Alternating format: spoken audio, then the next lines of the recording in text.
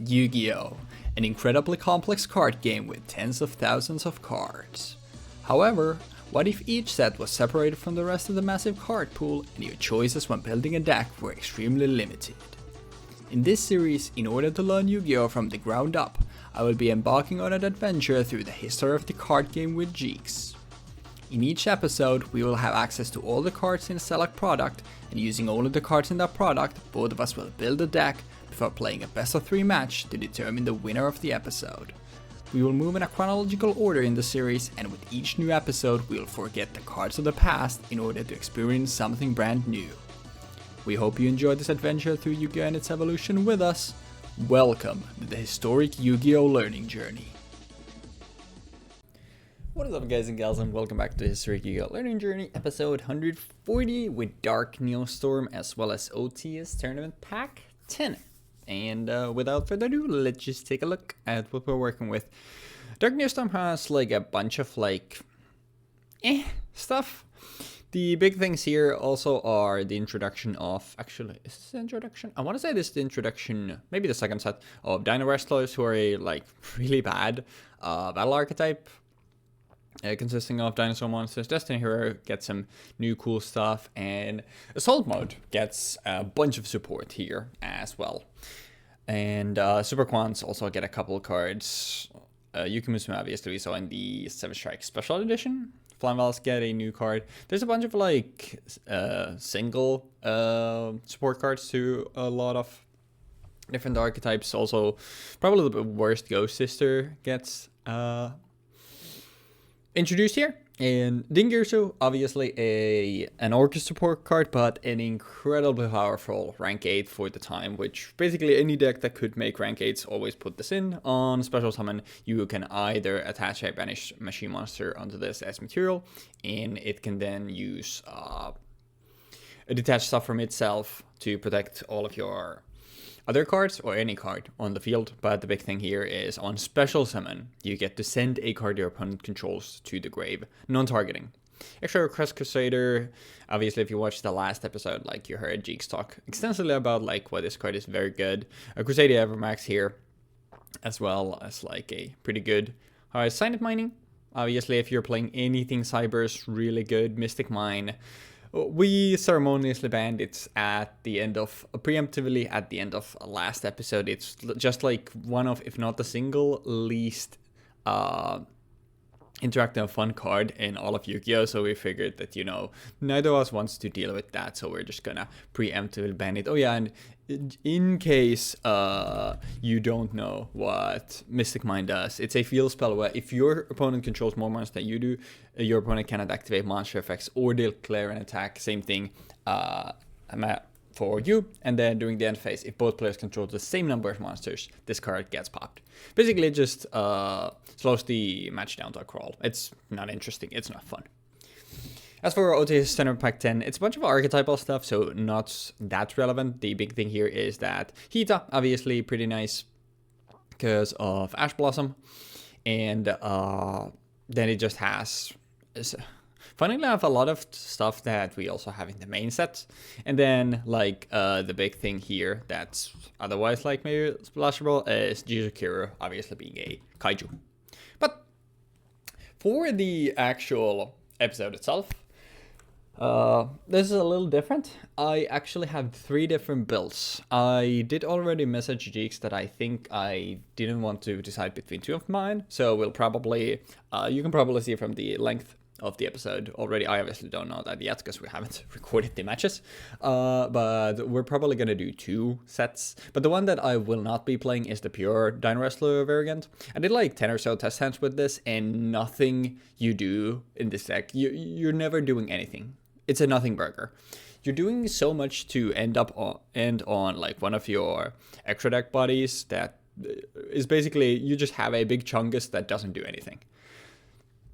The thing here is okay, we obviously have Poly in this set, and through Almaduk, and you can go in, there's Muddy Mud Dragon, so you can go into Mud Dragon of the Swamp, which is maybe something, but it felt like a gimmicky thing. And none of the extra deck monsters doing basically anything on your opponent's turn, except like sometimes manipulating stuff in the battle phase. It's just, this deck just feels bad, and out of like all the test hands and testing I did, like every time the best thing you have is you have Pancratops and one other Dino Wrestler on the board, and you're just playing Pancratops control. Yippee. But as for the other two decks, like one of them obviously bringing back an old classic with Super Quants. I played Super Quants way back when they got introduced, and I actually really ended up liking the deck. And the cool thing here is obviously blue layer is a psychic, but additionally a Psy Reflector and the Assault Mode package in this set actually plays really nicely with this as well, because you don't get really locked into anything from doing the Super Quant stuff, but the only thing here that locks you into anything is Assault Sentinel, which prevents you from spell summoning monsters from the extra deck for the rest of the turn except Synchros, but that means that you can do this later. And E-Tele is nice because E-Tele gives a Psy Reflector, which we can always go into with Assault Sentinel as well. And obviously it can also summon Blue Layer, which just gets us to our Super Quant stuff. So I thought like this was a really cool deck, and with testing, like this was so much fun to play. So I'm actually pretty excited about this. Well, obviously because I have multiple decks, I'll keep this very brief. And only cover the like new cards and talk about everything else like very briefly. So as for the Assault Mode package, we have triple Psy Reflector. Normal Special Summon adds a card that mentions Assault Mode Activate or Assault Mode Activate itself from deck to your hand, and then when it's on the field, you can reveal Assault Mode Activate in your hand, target a monster in your graveyard that mentions the card, except a copy of Psy Reflector, spell summon it, and you can increase its level by up to 4, which we are obviously we can summon either a Beast or Sentinel, and that means that we can just on the spot make any synchro, generic synchro from 5 to 9, which is really nice. And Assault Sentinel can be attributed to spell summon a monster from your hand or deck that spells over the list. Assault Mode Activate in its text, except another copy of Sentinel, and then, like I said, it locks you into Synchros for the rest of the turn, and then it has a effect on the field that doesn't matter. This is basically just 3 more copies of Psy Reflector if we can't do anything else. Assault Beast, single copy, you can discard this to add an Assault Mode Activate from your deck to your hand. Obviously, if we're also running only 1 copy of that, which basically means that like either normal summoning Sentinel, attributing it to go into Psy Reflector, or simply normal summoning Psy Reflector, adding Assault Beast, pitching Assault Beast, add Assault Mode Activate to hand, use the effect of Psy Reflector on the field to sum of one of these two back. Also, you want to add, if you have Assault Mode Activate on your hand already, obviously you are not allowed to pitch Assault Beast if you don't have legal targets, so that if somehow you end up in that situation, then you have to go, like, hopefully you had Assault Sentinel in your hand, so then you can go that, summon Psy Reflector, and then add Fodder to your hand, and then you can obviously use Psy Reflector. The nice thing also here is just adding a card to your hand is discard Fodder for Man Carrier. Yeah, that's basically the line that you go to, then you revive whichever of these you want to, and then you can just make a generic, like I said, 5 to 9. I decided to go for a lot of Designer Dragons because I thought that was really cool. We do have Borreload Savage here as well. Like I said, like we're definitely going to shoot this at some point, but in this deck, like you're not that often ending with King Blaster Magna, so getting actual links underneath Savage isn't that crazy frequent. I have also in the side, I have Ancient Fairy Dragon if I can't get to, I have essentially 6 copies of Manga Harrier in my deck, but if I can't get to that, the Ancient Fairy Dragon is there to help me do it. Black Earth Moonlight Dragon obviously depends on what Jeexx is playing. Well, I know what Jeexx is playing, but I don't want a Silver Bullet, but it's there as an option. Same thing with Clearwing Synchro. And as for the stuff that I've actually thrown for the Assault Mode Activate package, there is Cyber's Quantum Dragon, mostly here because I thought it was just cool because it's Quantum Dragon and I'm playing Quantums, and I can make this with the Assault Mode Activate line. It's okay. It's a generic level 7 while you control a link. Monster your opponent controls can target monster you control via attacks at this one, and this cannot be targeted with the card effects at this one as well. And at the start of the damage step, if this card battles an opponent's monster, you can return the monster to the hand, and this can make a second attack in a row, which is kind of nice to maybe deal with something that I otherwise can't, like swing over, for example. But this is mostly here as flavoring. There's those black crows to nuke the board if needed. If we're going first, Stardust is nice. It's not great, and like honestly, this probably should be one of these two instead. But you know, just I felt like just putting in like Black Crow, Stardust, and RDA was just really cool. And yeah, obviously we are going second if there's a lot of spell summon stuff. Like obviously Scarlight's really good to be able to just nuke the board from our opponent's side. But that's pretty much the whole thing there. Obviously, E-Telly can also summon a Side Reflector, but that is also there for blue layer. As for the stuff that we are playing from Super Quant side, we're playing a triple alpha, triple white layer, triple red layer, triple blue layer, and triple green layer.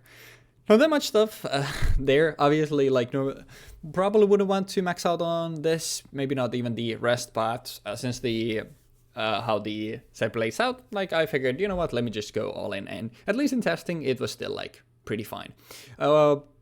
Everything else we've seen before, but just as a refresher, Alphan on the board can once per turn basically level modulate your board, and you can be tributed to reveal 3 different Super Quant monsters from your deck, and your opponent picks one for you to special, and the other 2 get sent to the grave, which obviously triggers their spell summon effects and triggers their send effects to grave. It's just incredibly good.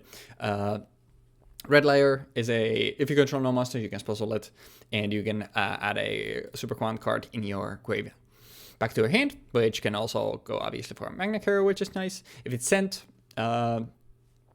it specials a Super Quant from your grave, but they cannot activate their effects. And on summon, blue layer adds a Super Quant card from your deck to your hand, and on send, it targets up to 3 Super Quant cards in your grave and shovels them into the deck, which is really nice. And then green on summon, so special summons a Super Quant from your hand, and on send it draws 1 and discards 1. The new one is Super Quantum White Layer, which can be spell summoned by sending a non-light Super Quant monster from your hand or face a field to the grave. And then on summon, you can foolish a Super Quant monster from your deck to basically make this become a copy of them. So you don't need to, but let's say I send red layer, then white layer becomes a level 5 fire attribute monster. And then on this being sent, it adds a fairy alpha from your deck or graveyard to your hand, which means like you don't need 3 copies of these, but I was just like, whatever. Our hand trap lineup, once again, triple Ash Blossom, triple Imperm. We have Magna Carrier at 3 copies as well as 3 copies of Terraforming, because I really want to get to this. Once per turn, discard 1 card, target Super Quantum monster you control, special summon a Super Quantum mech piece from your extra deck, using only the monster as material. And then also you can send this card from the fields onto a graveyard and target 3 Super Quantum Mech Beats Xyz monster with different names you control and in your graveyard. And special summon a Super Quantum Mech King Great Magnus from your extract, using those as material and attaching them to it as material. So if you have 3 on the board and all of them have the driver inside, you get the 6+ effect, which we obviously had last time I played this, which was the lock. Not fun, but more often than not, like, this never came up in testing, but this came up quite a bit, where you have 2 copies on the grave and the 1 with the driver on the board, which means that you can go for, obviously, this. Honestly, 5 is the sweet spot, because then you get the spin, non-targeting spin, but you don't get this lock, which, like, because the issue here is you kind of want to just sit on this and not let your opponent play, and obviously floodgates aren't fun. But I've already done that once, so even if this comes up, I'll probably just... Instead, I would rather just advance the game state. When called by the grave, triple E-Telly to go into Cyber Reflector or blue layer, like I said. And finally, not a good card, but I think it's so cool. Single copy of Super Quantum Max or Magnus Layer. You can target a Super Quantum Xyz monster you control, equip this card to it. It gains attack equal to its rank times 100 and deals piercing. During your battle phase, you can send this equipped card to the graveyard. The monster that was equipped with this card can make 3 attacks during each battle phase this turn. It just, you know, it's cool. Give it this to your Magnus, make it a 4800, swing into one thing, deal piercing, send this to the grave, and then swing 2 more times for a 3600. Basically just the big finishing move. As for the side, we're playing 1 Ghost Sister just to have 3 Polar Ghost Ogre there. We're playing 3 Kaijus in Jizukuro, 1 copy of MST, just for the hell of it. It's a good copy of Great Magnus if it somehow comes up.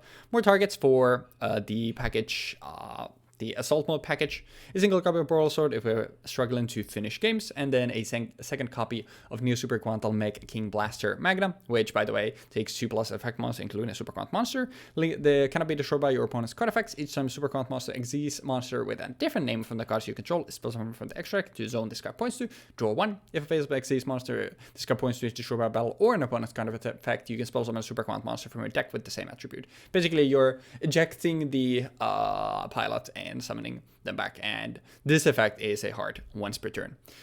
Doom Chimera Dragon is there to give us numbers as well as in this case, well, not numbers in this case, but give us the name Dragon.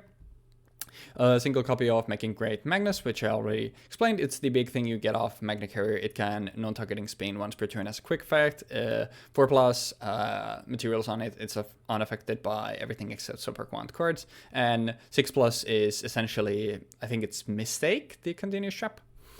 As for the Xyz, you've seen these 3 before. All of them can be, with Magna Carrier, obviously summoned with only their 1 respective driver. They cannot attack unless they have Xyz material, and if they have their designated driver, their effects can be used as quick effects.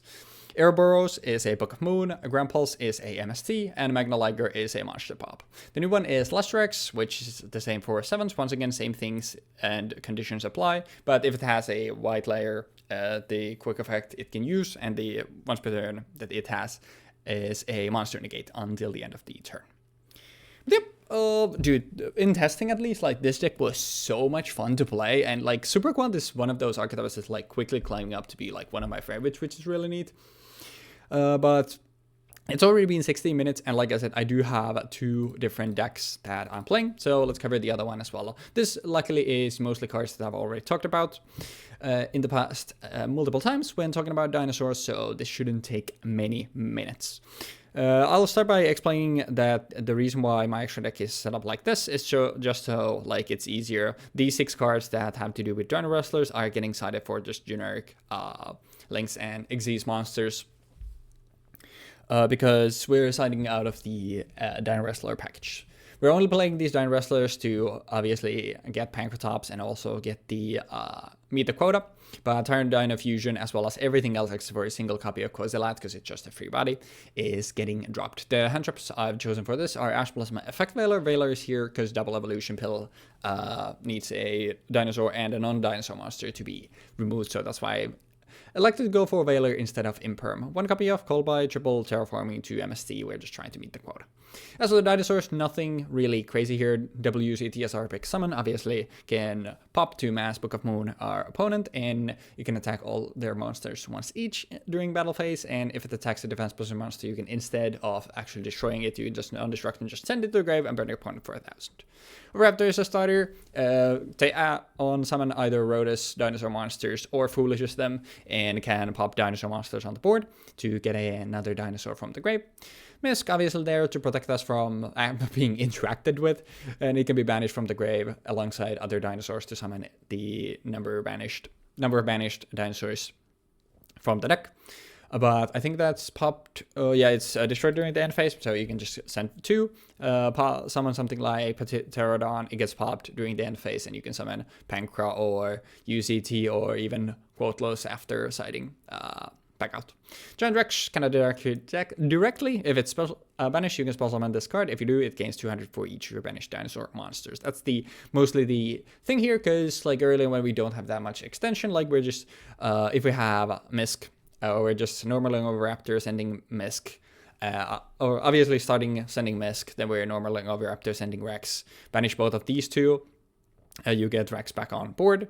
You use those to summon Pterodon. You can use these 2 to go into Dolkar or Lagia, and then Pterodon will summon interaction from our deck, which is still like a pretty good play.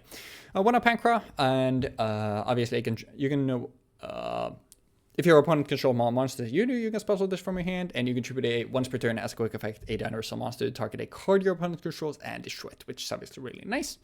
Double baby and one petty pterodon. We're going to be siding into more copies of these, as well as 2 more pancratops after we get rid of the basically what we are siding out of is Eskaramenchi, all Martial Angas, and 1 copy of Kosalat, as well as the 2 Giant Dino Fusion, as well as the 2 MST, and we're going into these 8 cards. Most likely. If I'd rather have the MSTs than the Kaijus, then that's also an option there as well. And if I need more spell drop removal, I'm getting rid of one of the Terraformings for a 3rd copy of MST. But as for the rest, triple Fossil Dig, obviously more copies of Oviraptor, always nice. Maybe even Misk in some cases. Double Evolution Peel at 2 copies, 2 copies of Lost Sword as well, both of these 3rd copy in the side. The Double Evolution Peel is suspect, honestly, having another one. I think I'll do this, maybe. And not this. This, because I don't think I'd ever... It never came up, and I don't think I've ever want a 3rd copy of Double Evolution Peel. I don't really want to draw into it, because obviously we need to get our hand traps going before getting into it, so I think I'd rather actually side into these things. But like I said, most of these are just extra copies of stuff. We had 2 Kaijus here, and then a single copy of Overtext Quaddles. So a special number by shuffling 5 of your banished dinosaur monster into the main deck, and once per turn when your opponent activates a spell or trap card, you can destroy a dinosaur monster in your hand or face field, negate the activation, destroy the card. If this card is sent to the graveyard by a card effect, you can add an Evolution Peel spell from your deck to your hand. There's a 100 once per turn. As for the extra, we have a bunch of like garbage dino wrestlers that are probably not going to come up, and even if they do, they don't do anything. Single copy of Mekk-Knight Crusade Avermax takes 2+ sponsors spell summon from the extra deck. Pretty nice to make with, usually with Unicorn and Dolkar like who's already used their negates. While the link summon card is on the field, your opponent can target it with card effects, and the monster can target monster for attacks except for Avermax. After once per turn doing damage calculation, if this card battles special monster, you can make this card gain attack equal to the opponent's monster, doing that damage calculation only. And if it's sent to the if it's sent to the graveyard by your opponent's card by enemies, you're gonna shuffle a card on the field into the deck. It's a really good, cool boss monster. The lore, obviously concerning. I've glazed the World Legacy lore a lot already. It's great. We have the Knightmare package here, 2 copies of Dolka, monster negate by detaching 1, and 2 copies of Lagia, a monster summon negate or a spell trap negate by detaching 2. They also pop. And after the stuff in our side, like we just have Distributor Infinity to give us numbers, and we can make it with 2 UCTs if that comes up. 1 Baguska, and then the Utopia package I also played last time, as well as a single copy of Mrs. Radiant, just in the instance where the only thing we can do is go, if we have a baby on board somehow, and the only other thing we can do is normal another baby, then like at least we get those in the grave, and maybe we can then do stuff there. Maybe we can banish 4 Misk and make things happen that way, but it's very unlikely for it to come up. But like I said, like I don't need any of these things. The only thing I'm keeping in after siding is a single copy of Spina Savate, because you can still make it, since the one-off Kozalat we have is a tuner, and we don't really need the extra deck. There was a 22.5 minute, obviously there was a set breakdown as well, but still a very lengthy deck breakdown. I do apologize. Like I said, I'm gonna end up, at least by the looks of it, playing 2 different decks, so there was a lot to talk about. Sorry for the yapping. Hopefully you enjoyed the deck breakdown style. Hopefully enjoyed Jeexx as well. From what I've heard, he's playing like he said this was the easiest choice for him thus far in the series when it comes to building his deck, and he put it out together in a few minutes. So excited for you all to see what he's cooked up, and also for me to see the details there, and hopefully the games are good as well. So enjoy Jeexx breakdown as well, and afterwards I'll see y'all in the dueling zone. Okay, so we are playing Dark Neostorm. I was about to say Gen 5 OU, but Dark Neostorm. We're playing Dark Neostorm, and I got me a Orcust hero deck. I got a Ash Blossom, a Joy Spring, a Celestial, a Draw Hand, which has the effect of discard spell by the hair effect of a hero monster. Each player can draw 1 card. You can make each player draw 1 card. In the standby phase, this card was sent to the graveyard. You can summon this card from the graveyard. During the next standby phase after this card was sent to the graveyard. And then that's, you can only use it once per turn. Once per turn, it banishes itself when it leaves the field. We got 3 copies of Draw Hand. We got 3 copies of Malicious. We got Ghost Sister and Spooky Dogwood. During either player's turn, during the end phase, quick effect, you can discard this card, apply this effect this turn. You can only use this effect of the Ghost Sister and Spooky Dogwood once per turn. Each time your opponent spell summons a monster, spell summon an effect monster during the main phase or battle phase, you gain life points equal to that monster's attack. If you do not gain life points by this effect, your life points are halved during the end phase. It's not good. It's not good at all.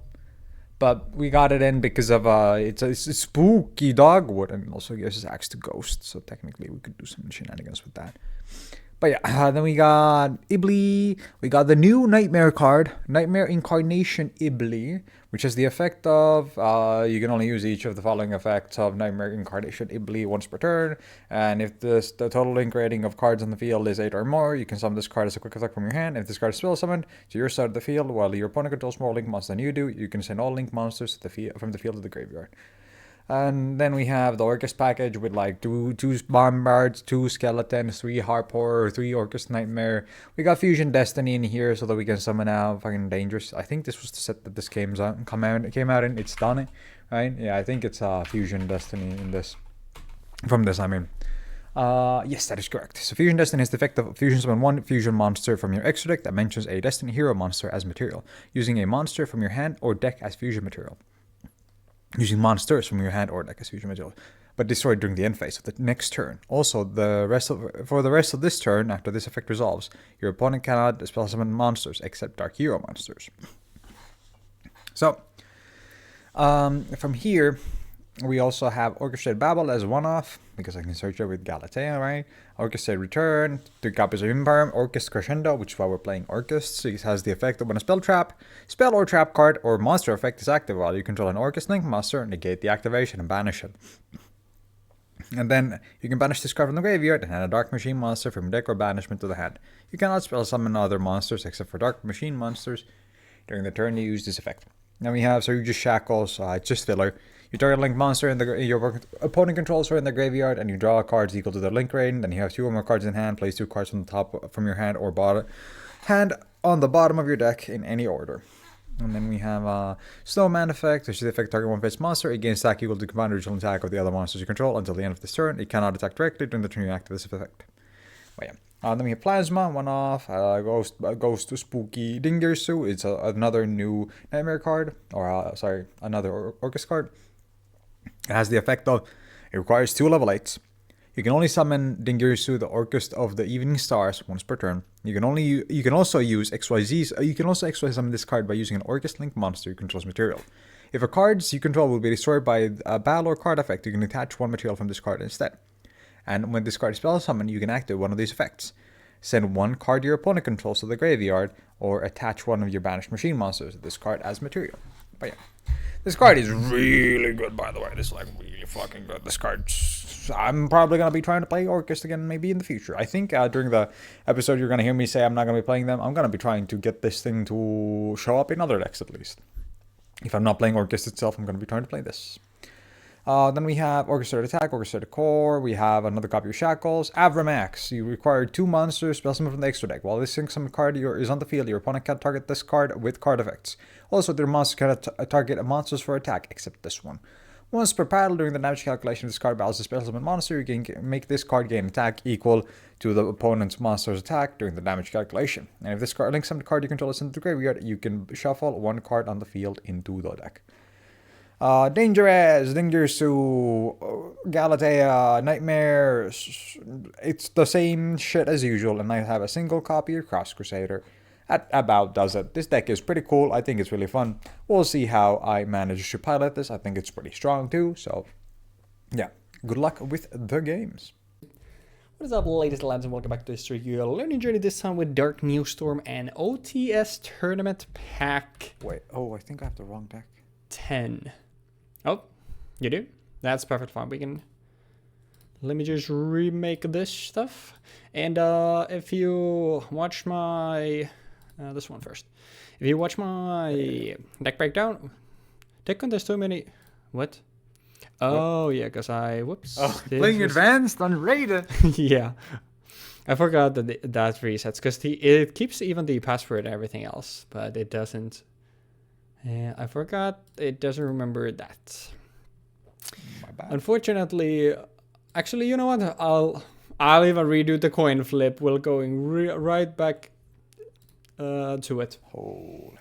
But initially, my feelings about Dark Neostorm were not super high, but as I kept doing stuff, things went a lot better. And hopefully we can reflect that a little bit. The sand is not the craziest, but I think there's stuff we can do here. You want to say something about Dark Neostorm before we get started? Nothing in particular. No, there's. I see, because you remember that Yavi said that you had a very easy time picking what sort of deck you were gonna play today. Yes, I did. Very easy. I would like to start by firing off an emergency teleport. Go for it. And Italy will grab a super quantum blue layer, which then would add a super quant card from my deck to my hand. What? With which I will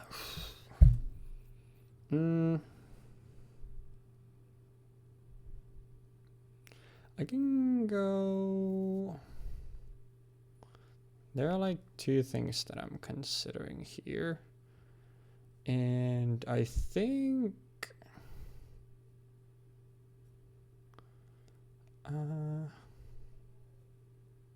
this doesn't matter. I think I'll go for you. I'll go white layer. Let's get to using some new cards. Then I would like to send from my hand a non-light super quant monster, which I will pitch this green layer to special super quantum white layer. White layer, chain 1, green layer, chain 2. Actually, I'll do the other way around. Actually, this one, never mind. This needs to be chain 1, so never mind. Because this is a win and this is an F. Which is a win? Oh, yeah, when this what is a win? Lame. So it needs to be a 1. Oh, wait, actually, well, you can both trigger here. You wouldn't miss timing because it's not activating during a resolution of a chain, so you can do them in either order. Oh, yeah, I guess that's fair. I'll send with white a... Do I just send... I mean, I always just send... Actually, is this full combo? We'll see. I'll pitch a red layer to grave, and then I'll draw one, discard one. Oh. Draw one, and Jesus, that's a rip. I'll pitch... Does it really matter? I'll pitch... Well, kind of gives away... I'll pitch Assault Sentinel. What? Red layer gets set to the grave. I can target another super quant in my grave specialist, but it unfortunately cannot activate its effects, which the only target here I have is green.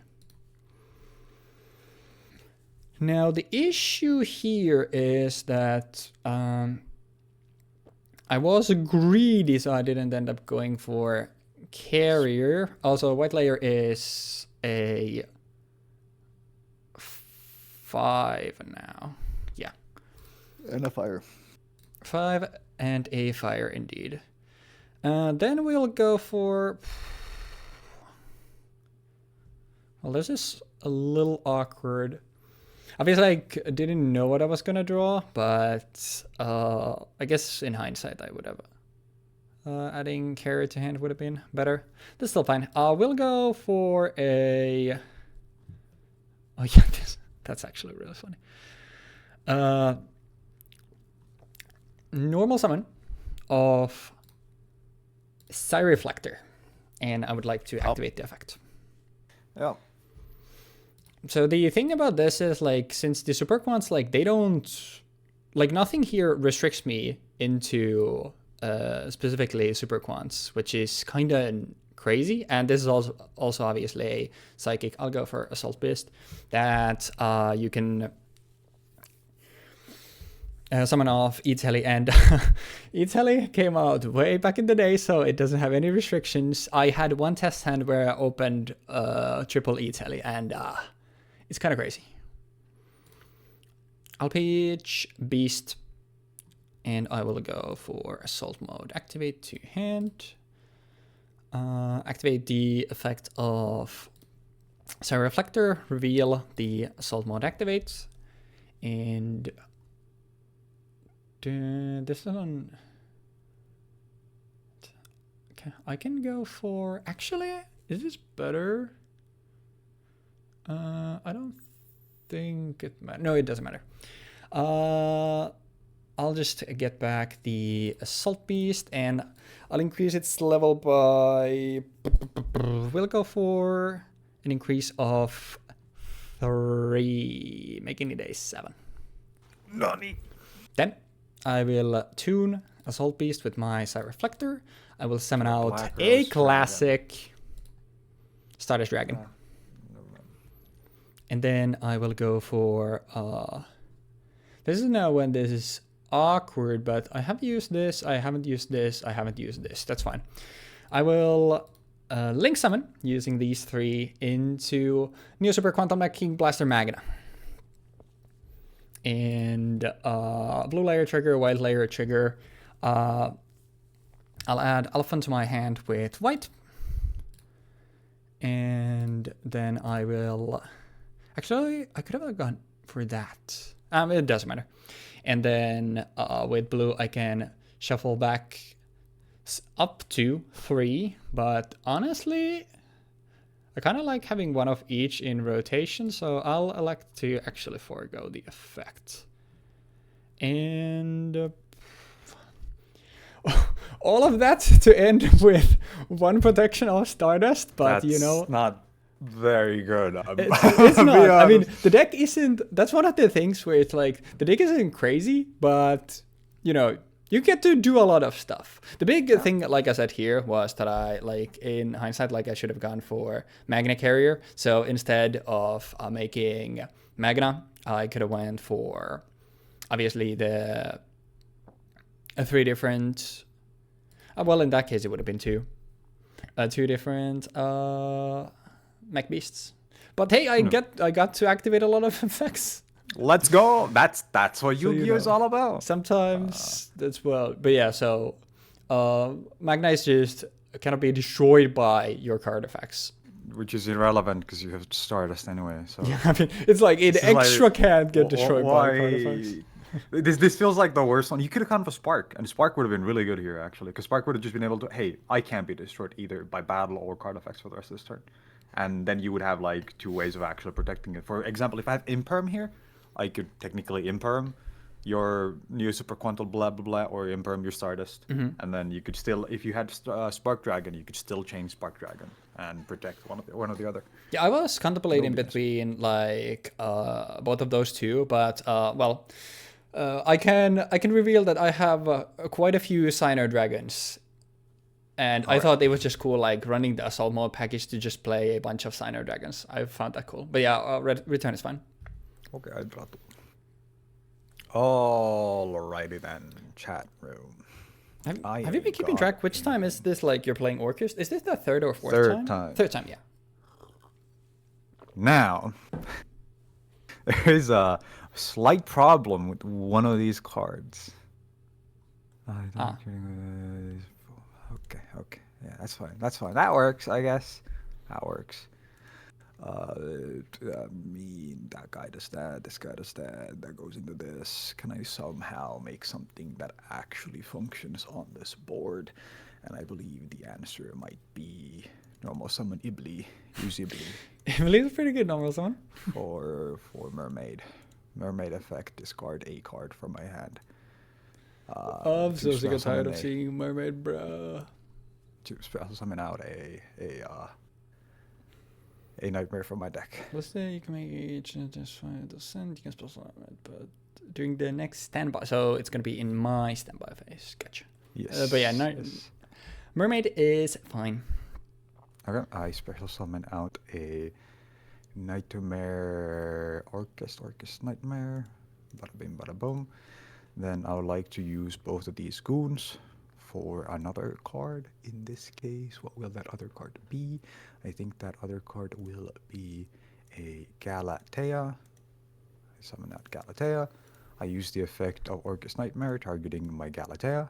Actually, wait, before I do that, back to the graveyard. Double checking, can I do something else here? How much is this in terms of cost to play? This is a Link 3, right? Yeah, that's a Link 3. Okay. No, this, that's not an Orcust card. Never mind, that's not possible. Okay, I banish out Orcust Nightmare.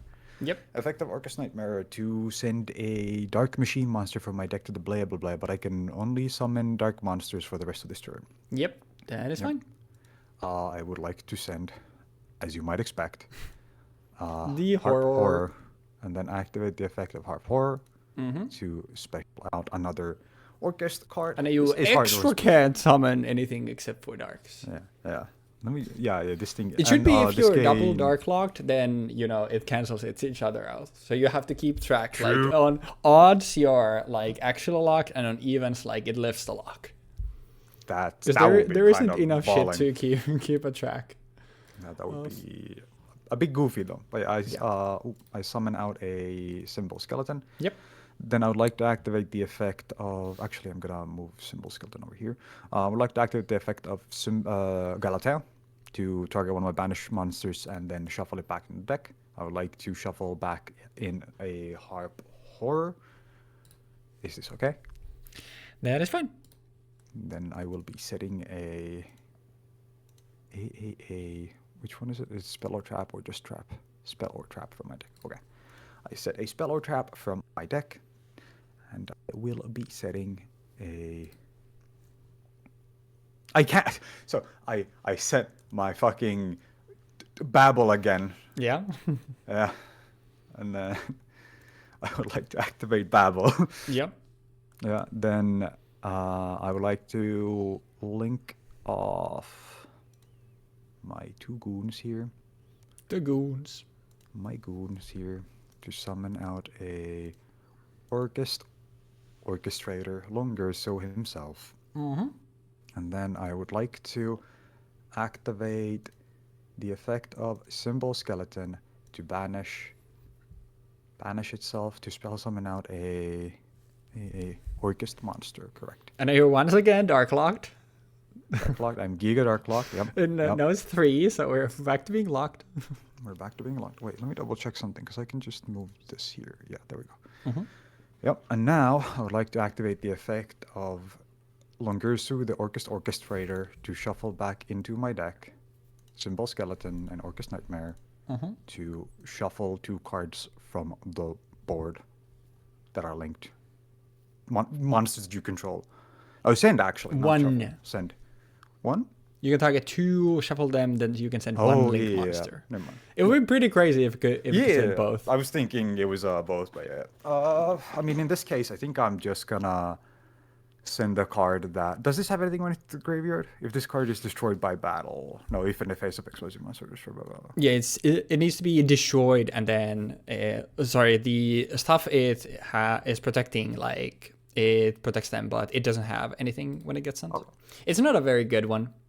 Unfortunate. Yeah. But yeah, I'll do that. And then this card cannot attack the turn I active this effect, unfortunately. But I still have enough cards to play because I can. Because you're playing Orcust. Yeah, I can. Wait, this is Link 5, right? Wait, how much was this? Link 8, brother. Wait.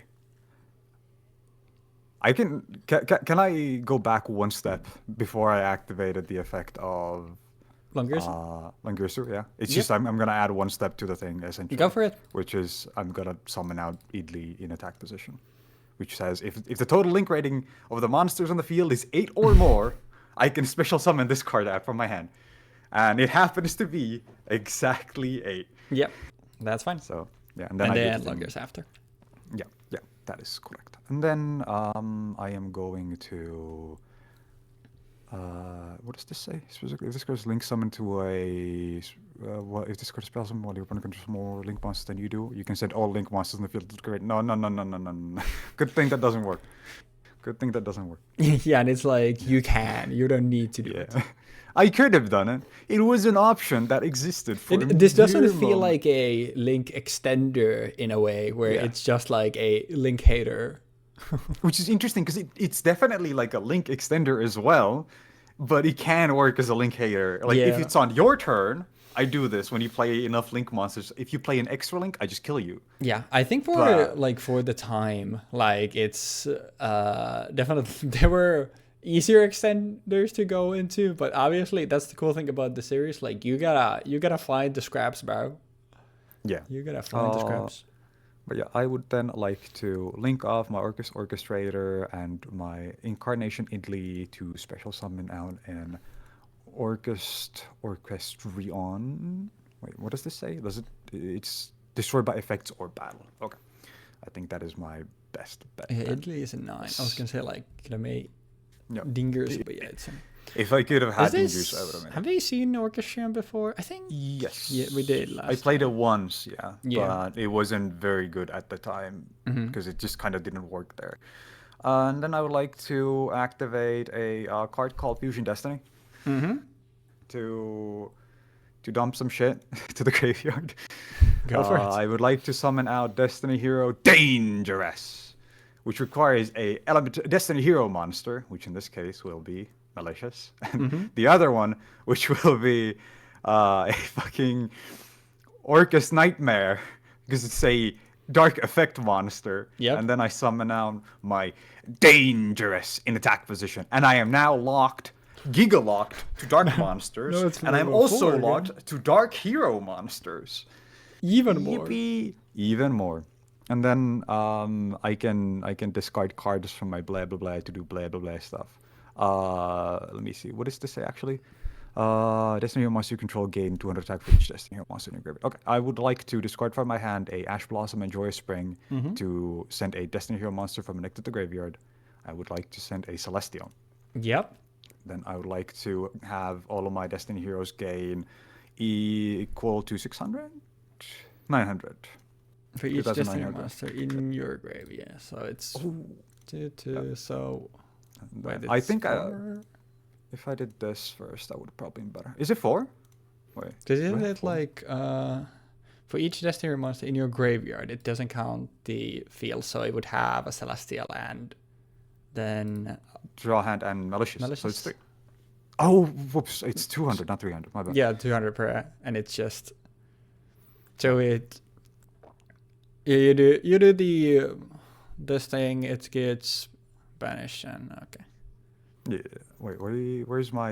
Yeah, I was gonna say like where. How did the malicious appear here? There When, we go, yeah. there we go, yeah. I was originally thinking of like summoning out malicious first, but I feel like it doesn't really matter which way I do this. But yeah, I would like to go to combat and. This Oh is wait, luckily it's a just win. for a graveyard, so it's just a 200 gain because the only thing is Celestial.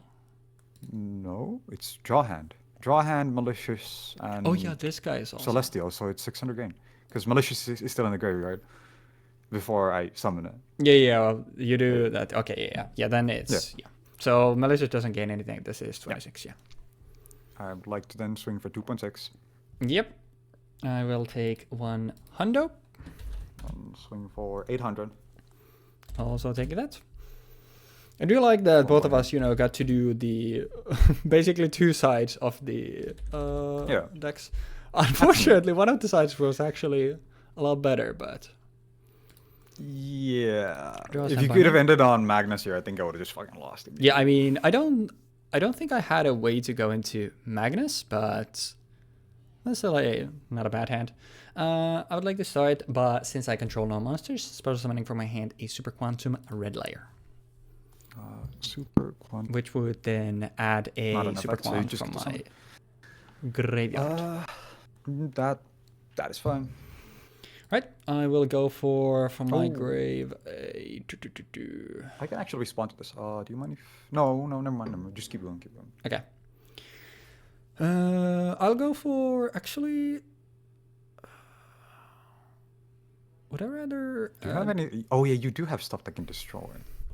Okay, I'll I should probably respawn now. go. Wait, can I do? I mean, I won't have cards. Because I could. Does this actually? No, it doesn't really matter. I'll go.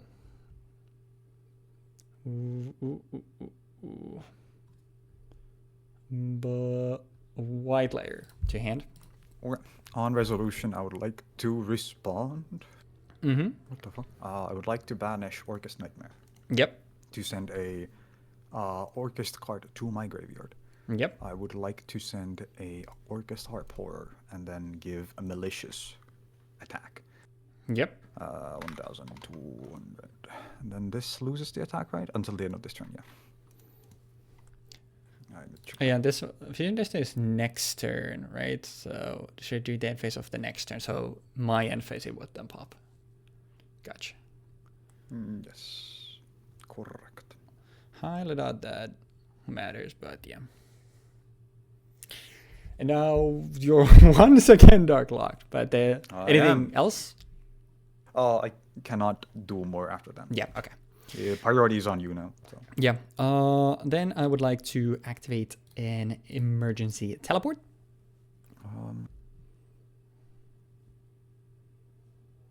I would like to respond to this by activating a... Do I have anything in the graveyard that can actually use with that? Kinda don't right now. But I do need 2 machines in my banish minimum. No, I don't actually need 2 machines here. Never mind. I think I should just do it after... Oh wait, I can... Wait, because that's a cost. That's a cost. Oh, yeah, you're good. Yep. I will go into my deck and I'll go for, once again, a blue layer, which then on summon would start a new chain. I would like to add a Super Quant card from my deck to my hand. Super Quant card from your deck to your hand.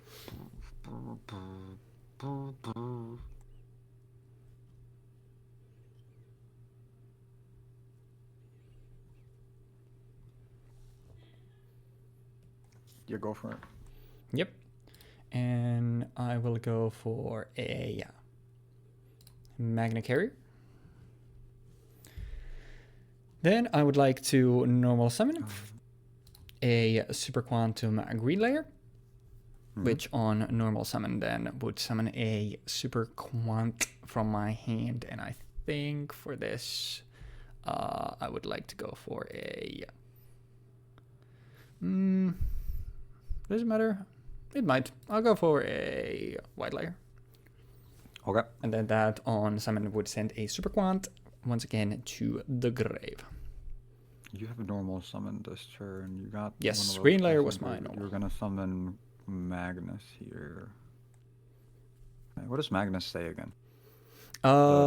Magnus also needs me to have 3 different Xyz, Super Quant Xyz to overlay into and send Magna Carrier to the grave. And Magna Carrier, every time for me to summon a Xyz beast, I need to discard for it. But Magnus is 2. If it has 2 or more materials, it can quick effect spin a card. I think from I can check. You can shuffle 1 card onto the field into the deck. 4+ Mets makes it unaffected by card effects except for super quants, and 6+ means that I basically have a mistake. It's you can only draw cards back from your deck, and you can't add them by card effects. Okay. And he's 3,600. I think this should still be fine. So the white layer effect is fine? It adds a Super Quant Master from your deck and discards all becomes blah blah blah. So just to check, to summon Magnus, you need the field spell, or I can just fire this. Yeah. It really doesn't matter. So you can read it and see. So you can send this from the field zone and target 3 different named Super Quantal Mech beasts either in my grave or on my field. and then I'll summon Magnus using those as mats. And it can once per turn discard a card to summon a mech beast using the same attribute. Super quantum monster as material. Okay. Are you gonna use it or? Yeah, I just wanted to show it to you. Not yet. Okay. Yeah. But the white layer, fine? Yep, that's fine. All right. I can respond to this, but I don't think it's necessary here. I will.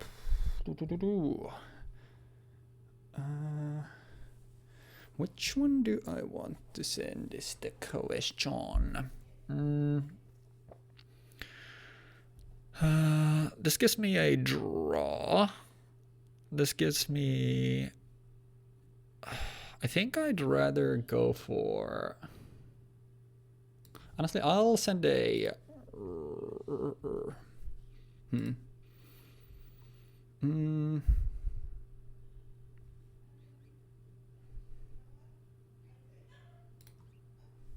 Wait, what do I have here? Oh yeah, wait, I summoned this, so I don't have that. That's annoying. Wait, there's a black layer? What the fuck? It's very recent, yeah. But the black layer and the black fairy alpha, like, they're really good. This thing is edgy as hell. They give you a lot of, like, consistency. That's actually a little annoying. I should have gone for...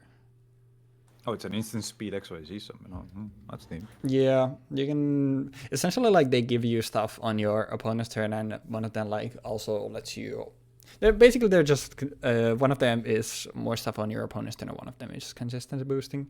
They also get a new, like, quick play spell, which is pretty nice. Do I... If I go... green... That doesn't really matter. I think I I'll fuck it. Because this can send... Oh, what? This can send itself? Huh. I literally didn't even consider that. Well, in that case, it's easier. I'll send white layer. So nothing happens. White layer gets sent, so I'll add an alpha from my deck or grave to my hand. I would like to add it from my deck. Okay. That's... I did not even... In testing, I never even attempted that because I literally didn't realize that that's how that can work. I mean... Stuff here, I don't know. But you might have shit there. And obviously there is still... Galatea that you haven't used, so... Yep. We'll try to go for it. I'll activate Magna Carrier. On a response to the activation of Magna Carrier, Orcust Crescendo. When a spells of card, banish, so it would banish my Magna Carrier. Yes, it negates the activation and banish the card. Man, I never get to have anything fun here. I think that's just... It's a towers! I mean, yeah, but... Get over. Can I... I don't think there's anything I can do. Because I can... I made this, that doesn't matter. There's nothing... Yeah, no, that's GG. Nothing I can do. The play from there for me is to use Harp Horror on that turn and then send Harp Horror back to the deck, or Nightmare back to the deck using Galatea and set another one. And then essentially after that... I mean, yeah, it's... I'm playing Super Quant against Orcust, so yeah. But at least I got to do something. I mean, you got to do a lot, bro. I was sitting there thinking, am I gonna have to even use this? And then you fucking pulled out a line for the fucking Megazord. And I was legit scared. Do I... I mean, realistically, I'd want to do this stuff instead. But I don't think it matters. I'll go for this. Just because it would be funny if I then joined a wacky one off. I'm trying to see if no, this should be fine.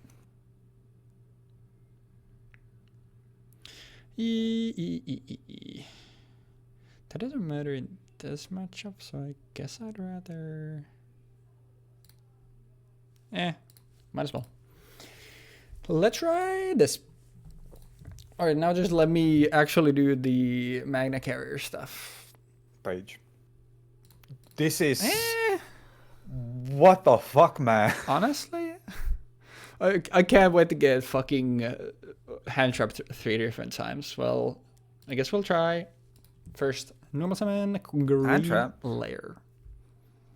I didn't even use anything last time around. Yeah, last time, no. But it's like, you know, your reaction could be 2 different things. Is green layer fine? Yes, you're fine. No worries. Then I will... Actually, gambling is cooler. Gambling is fucking insane. Low-key, I love gambling. I will use this to actually special summon the alpha. Based. It's awesome, epic and swag. And then I would like to tribute it. It has a resolve effect. Huge. So this is basically I'm showing you the 3 different super quant names, and you will pick one for me to summon, and the rest will get sent to the grave. So we will go for. He thinks that this used to be a problem. Red layer. He thinks that there used to be a lot of cards that said reveal the top 3 cards of your deck, or reveal cards from your deck, and your opponent picks one, and then they went like, "Fuck it, we're just gonna build a thing that solves this for us." Oh, well, it hit the blue layer. Also, funny that it says resolve effect, which literally has it tribute itself as cost, but it's still sitting there. But yeah, then the blue layer, I would like to add a super quant card from my deck to my hand. Which I will for this one. Now there is the right one to add, but you know. If I... That doesn't matter. Oh, yeah, this adds, and then the other 2. Wait, I sent red and I sent red and white, which then will then give that. That will do that, and then yeah, sure. Well, I'll be boring. I'll go Magna Carrier to hand. That's fair. And what layer? Red layer. White layer will add an elephant to my hand, and red layer will revive either elephant or white layer. They revive, it gets summoned. Oh yeah, well, first I should have the elephant in my hand, and then this will summon and then send something. No. Yeah. Okay. I was worried because I was worried about the wording on Fairy Elephant. Yeah. Because I was thinking, your opponent picks one of them to your add to your special summon to your field. Yep. Or I thought it was your opponent picks one, the rest go to grave, and then you special summon. Because if it was worded like that, white layer would miss timing. Yeah. Because I was like legitimately reading this in horror. Thankfully. Yeah, it's fine. Yeah, thankfully. Because Goblinberg, for example, has the effect of it turns itself into defense position, which means that any card that has a when effect that's a level 4 that you would want to play with it doesn't work. Smoge. I think at least at this time, after this time, they get decently good with stuff not really missing time, but it still happens, which is... I don't know if they've printed a card in the last 6 years that has a when effect. I don't think they have. A monster. Now, what do I want to send with Mr. White Layer? Here's the question. I haven't used the graveyard effect of green, so honestly, if I go you... sure. I'll send a green to make White Layer a level 4 wind. And then green layer, send effects. I will discard a super quant to draw 1. And for my discard, I will pick this blue layer from my hand. Naughty. Which then that gets sent. I get to shuffle back stuff if I want to, but honestly, I think I'm pretty happy with my graveyard. Then I would like to overlay for the overlay. Yes, we're actually, we're actually summoning them the traditional way. What the fuck? I'll overlay these 2 for, unfortunately, the first one, the worst one, Mr. Book of Moon. Mr. Instant Speed, Book of the Moon. Then I will activate from my hand the Magna Carta. I will discard one, which... Wait, I'm just now realizing... Did I? No, yeah, sorry. I was gonna say, like, did I normal? But yes, I did. I mean, I have used it, and anyways, it doesn't matter. I will discard this, and I will use the effect of Mana Carrier, if that's okay. Yeah. And I will... and I think I can summon this right one, so I'll summon it, like, here. So we'll have a nice line. Or I could have just popped that with you, Ghost Ogre and Snow Rabbit, you know. Fucking rat. Ratto bastardo. Ratone. Then I will set the one. And hey, we have 2 disruptions. One is a spell trap negate, and one is a book of moon, so you know. But it's something. It's more. No, I just think this deck is conceptually so fucking cool. It's funny to think that it was it literally yesterday when we talked about like how I said that I'm not that big on like Super Sentai, but yeah, this shit is just conceptually cool. Yeah. Wait, okay. Nightmare Mermaid. Do you need to specifically use a Nightmare monster? You cannot use face down monsters for link summons. Yeah, I was literally, that's the only thing that I was thinking here. And if I go, honestly, this feels like it might be bait, but I'm a fish. I'll book him on Ibli on the normal summon, and white layer gets sent, and I'll add back Alphan. Add 1 from my deck. You know what? I'll end phase. I'll pop the back row. Oh. Fucking what the fuck is this? Oh, it's even a monster. It doesn't need to be a specific thing. Asshole. Anyways, blue layer gets sent. I'll shuffle back 1 blue layer, which then means actually that's end phase, so I would need to do this instead. My fault. And then I'll draw. Smoke. Well, at the beginning. Can I have the other one back actually? At the beginning of your main phase, yep. I would like to activate Mm-hmm. Ghost Sister and Spooky Dog. You say opponent special summons an effect monster during the main phase or battle phase. You gain life points equal to monster's attack. Dude, that's beast mode. Dude, the card I drew initially was Called By. I wish I had that. It would be so fucking funny to Call By the Grave, Ghost Sister, Spooky Dogwood. Fucking card. The literally world's first Ghost Sister and Spooky Dogwood. No one has ever played this card. Exactly. And if they have, they're lying. That is true. I mean, like, you can make the argument this card is actually pretty good, depending on normal. That's funny. Yeah. If you made an argument for this card is actually pretty good, depending on the meta that you're playing into, but it's like, if it was actually for every single form of summoning, first and foremost, which means that for every normal summon you gain life, and for every special summon you gain life, and you never have to deal with the downside. Because I think the downside is also like, why does this downside have to exist? Remove the last line of text there. Yeah. And it's like, still a dog shit card. Theoretically, this card is like, hey, I am gonna play this and I won't lose. Yeah. I cannot lose right now. That will be impossible. But then the game goes like, oh, but if you just play it, you fucking get shot if your opponent doesn't play the game. I mean, no. Now, obviously, I stopped playing because that's a powerful effect. True. By the way, they should also be on normal as well. Well, although I guess at that point, the downside might not as well exist. I will normal summon Real Fun. Which then I would like to tribute it and then dibba-dubba-da, so it should be in the grave, but this is how it works, so I need to do this. You need to tribute it first, and then I think you click on Resolve Effect in the graveyard, because... Oh yeah, let me actually... Because that's how it should work. Okay. Oh, well, it gives me the bug... Oh wait, there we go. Because it gives me the bug where it's like I can't... I can't click button. Fucking goofy. Let's go red layer, white layer, and... Abarureya. Aburureya. But you hit the blue. Okay, well, I Holy did shit, it. I gained 2,000 life points. Ba-na-na-na. Yep, you're gonna go Yeah. soaring. I'm and then two things huge, get bro. I can So- activate Graceful Charity like I 4 get to fucking add times. this to my hand, and blue layer will shuffle back stuff. Will shuffle back. Will shuffle And I give back my deck a shuffle? this. Sorry, And I give my shuffle.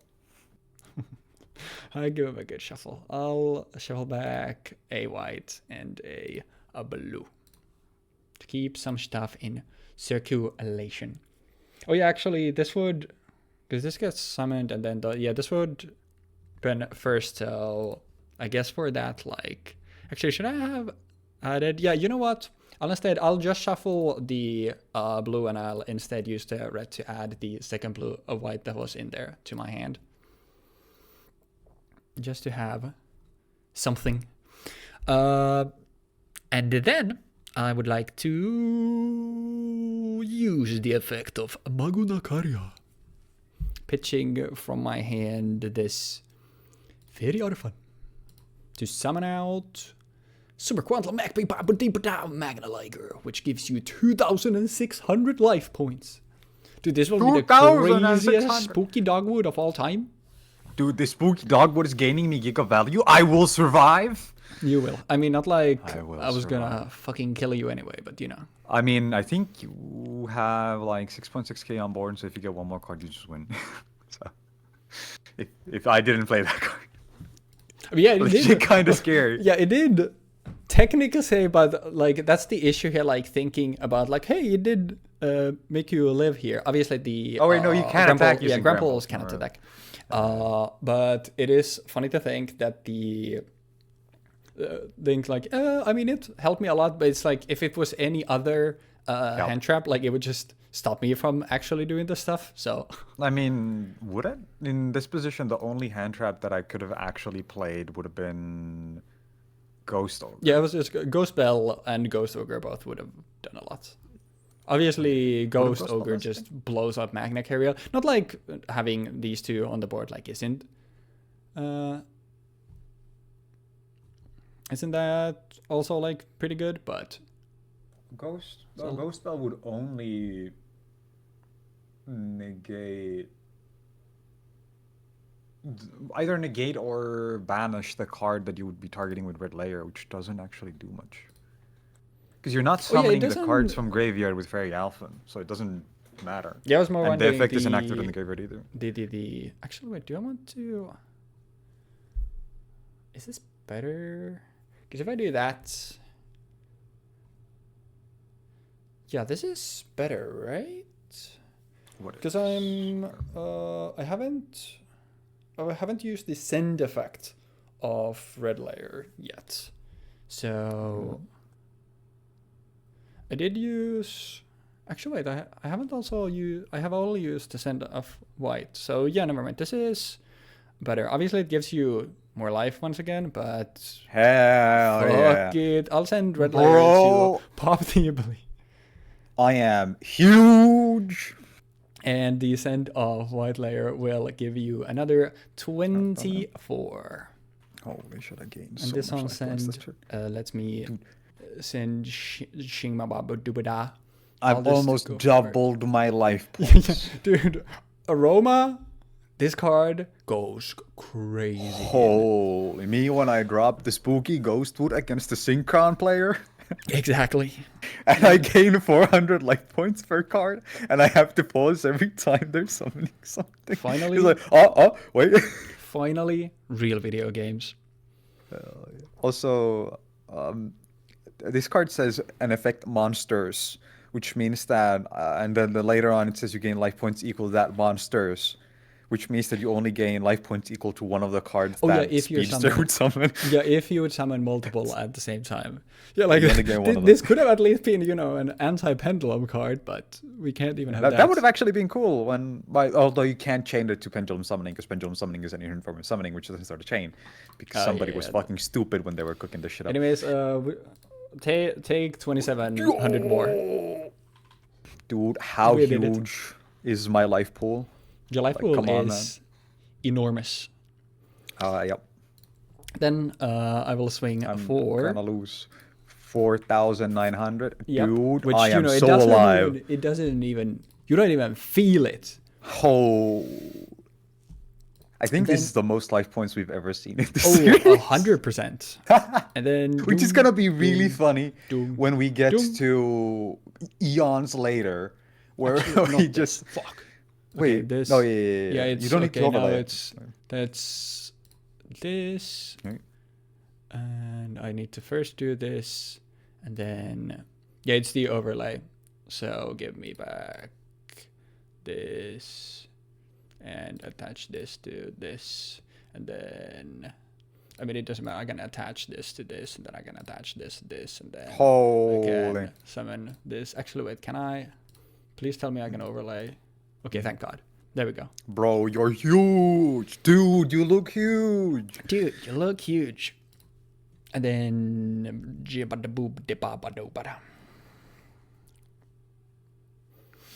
You've made a grave mistake, my good sir.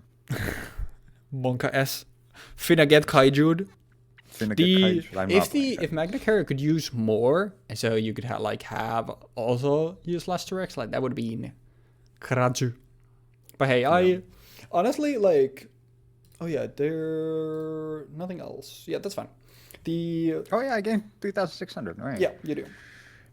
Oops, That's the wrong way. That's the wrong order. You just wanted to click gain 7,200. I hate the fact that I can't use Control A for this. But honestly, I got to do the assault mode stuff. I've now done this stuff. I'm fine. Yep, that is fine. Also fine. This is link sign. You can discuss nightmare. The calling. Yep. That is fine. Ibli was the normal. Actually, Yes. I think this might be the best negate. So, we'll imperm the mermaid. That's fine. I'll just keep this here. Not like it matters, but. And then I banish this guy to summon this guy. Then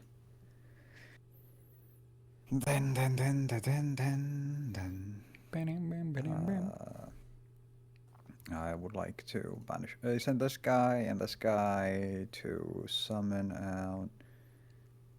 Wait, where is? It's two warriors. That doesn't work. Where is she? Where is she? Joker. Joker. I need an Orcust for that. Summon this guy. Go Burin. Next one, you can just go. Additional. The zone this card points to. That's okay. Okay. Then I banish malicious. Yep. To Another summon out another malicious. Where is my malicious? There is my malicious. And then I link both of these guys off. Now I'm gonna get punished for not spitting back the malicious. Hell yeah. You know what I'm gonna summon? Huh? Let's see. Wanna take a fucking guess? Nope. It's man, this fucking blows. Even Nightmare Unicorn doesn't fucking do anything here. I don't have anything in the deck, bro. What do you want from me? I can't summon Orcust because I need Orcust to summon Orcust, and I couldn't give our Orcust because I got fucking negated on the Nightmare Orcust. And my hand is the worst fucking thing you've ever seen. Two Nightmare Corruptor Iblis. Show me the third when one in your I draw- hand. Show me the third one in your hand. Two fucking Iblis. Okay. One fucking malicious. The one off trap. And then a fucking Idly. Because I was like, well, I don't want to put Plasma in here because Plasma's going to be even a bigger brick because at least I can summon this fucker. And then he's like, yeah. Contemplating between two different bricks. Should have killed yourself instead, you know, bro. Should have just shot yourself, man. You know what? Fuck you. Okay. And on that, you know what? And I'm going to target this motherfucker. Huh? What are you going to do about that? Huh? Honestly, nothing. Exactly. That's what I fucking thought. Honestly, that's beast mode. Fuck you. You should have set the fucking bull. Oh, dude, and then I draw the blue layer. The fucking blue layer top that. Do I fucking want this shit, by the way? You can just not play it, and you can just swing face and then wait until to see if I actually play anything. Because you don't need to win this turn. Yeah, I mean, legitimately just swing over shit. No matter what I do, I am not winning this turn. Like, that's for goddamn sure. But, you know, as the kids also say, gambling rules. Gambling rules. Let's go gambling. What the? Okay. My deck is empty, so let's try that again because it clearly bugged out. No, I just opened my deck and there just were no cards whatsoever there. So let's go you, and you. All right, you can hit the green now. Thanks. Fuck. Anyways, does you get sent? I'll get from my thingy-mabob. Oh, from what? What are you getting? What now? Huh? From my thingy-mabob. You fucking my fault, OG. And then green layer and oretto layer. Red will add to my hand. Wait, not red. Bro, thought. My fault, OG. You know. I can't. You know, it would have been cool if this was all, like fucking spooky Ghostwood again. Yeah, that's true. I'll go for. Me when I'm playing a deck that's supposed to actually win the game, and I just continuously keep playing spooky Ghostwood. Yeah, it's like fuck. You're not winning. Fuck you. What do I honestly want with this? That's exactly why they put that. I can go. Oh yeah, never mind. I'll just go for. You can't activate the effects anyway. I'll just go for. I have that. Sure. I'll go for a Brurea. And then green. I will discard the blue layer from my hand to Doro. Oh, and that's the fucking Magnum condom. The Magnum Dong, and that gets sent. I can shuffle back up to Tori, and I think we'll go for one of you, and me when I'm playing against towers, and I got 16.4k HP, and I'm sitting here thinking to myself, "Wow, what the fuck am I doing?" If it if it makes you feel better, the 2 turns have passed. So if you want to, you can scoop, but you know. I mean, I'm a be for real. I mean, we're just having a good time. I can win it. I mean, you can. Like that is. That is the thing. Like you genuinely can. I can 100% not lose. 14. 14. 18. 27. Money. I'm still alive next to you. Yeah. This fucking Ghostwood card is Dogwood. How broken is... Holy... Ladies and gentlemen, there is a new card on the back. Holy shit, brother. I'm gonna pass. Yeah, it doesn't even matter because this guy's fucking alone. Dude. Bro gonna make a second if you Ash Blossom this, I will kill you in real life. But I would like to use a Reflector, normal summon, add Okay, you know what? I'm just gonna show this, and I'm gonna tell you, yeah, go for it, bro. That would have been so spiteful. Yeah, it doesn't matter, bro. I'm not winning this. Go off, King. Dude. The most hateful comment I've ever made during this entire series on your YouTube channel is against this motherfucking deck. Okay, so that was valid. That was valid because that was when I just sat on this with 6 materials. True. So true. that was. Yeah, this is still not much better. I mean, this time it's just I actually have a lot of interaction here, so you know I'm at least playing the game. But that was literally I was just a bastard. I think everything about your deck is cool, except for the fact that Magnus itself is just cringe. Like, if Magnus wasn't just, hey, I'm a Towers. If it had, like, hey, I can't be destroyed, banished, or some other fucking bullshit. Sure. Okay. I can be shuffled back to the deck, which would make sense fucking flavor-wise, because it's like the Megazord's being reset. Because that would make sense. Because the Megazord should be able to be reset. But instead, it's like, hey, I'm unaffected by everything because that's what we were doing at this time. I have the fucking funniest play, but no. You know what? This doesn't do anything, but I do want to... Oh yeah, I forgot, but I'll increase his level by 2. I do want to summon this because I think it's just really funny in this. I summon, tuning these two, Cyber's Quantum Dragon, which I'm literally throwing in here because it's a generic monster and it has Quantum in its name. And it's like, you know, you can deal with stuff that's like impossible to get rid of, like something that wouldn't explode. Like, I thought that was kind of neat, but I was literally like, dude, I can make like generics 5 to 9s and this has Quantum in its name. I gotta play this shit, bro. I think that's neat. Bro, watch out for the gores. I am watching out. So let's go 18 first. Yeah. Then let's go 25. Then let's go 27. Then we'll go 36 and... Oh, perfectly. That was beautiful, bro. That was... The sequencing on display. Also, I have learned my lesson. I will be siding back in my Ghost Sister and Spooky Dogwood. I have been shown the light. I cited out one copy of my Ghost Sister and Spooky Dogwood, and I'm putting another one in instead of an Ibley. It's going back in, baby. We're putting it back the fuck in, man.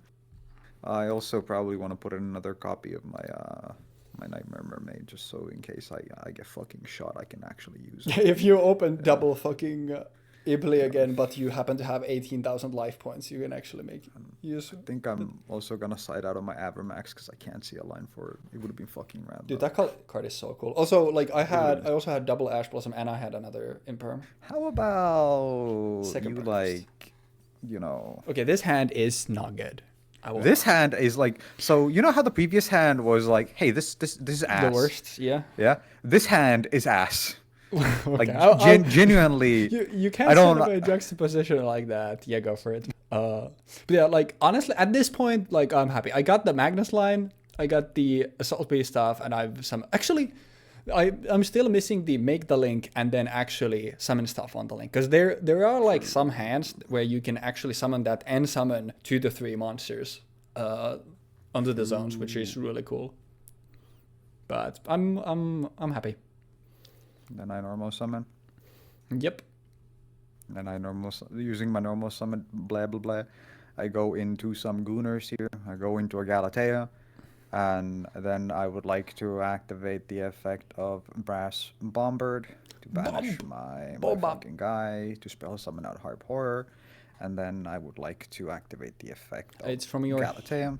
Bombard is from your hand. Oh yeah, right. I summon out this guy. That was the whole point of sending him instead of Symbol Skeleton. Yeah.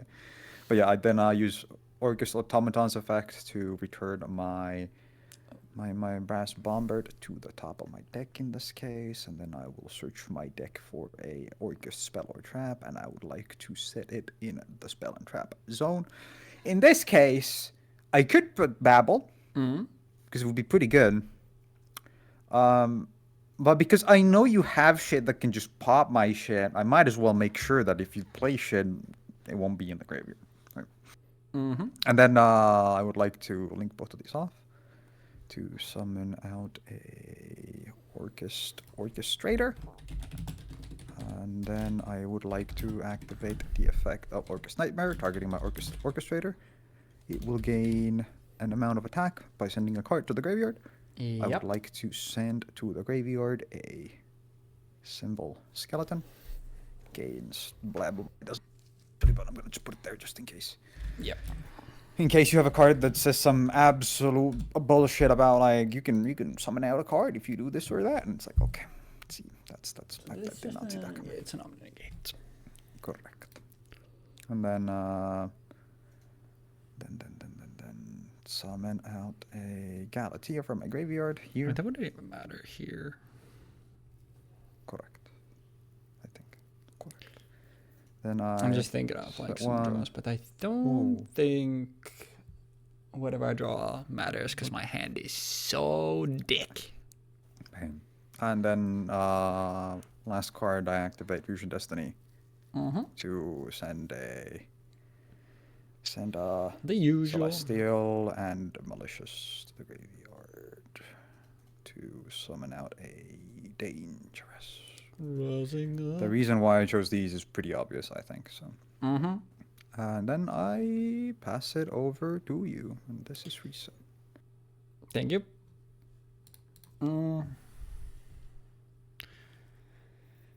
Herm.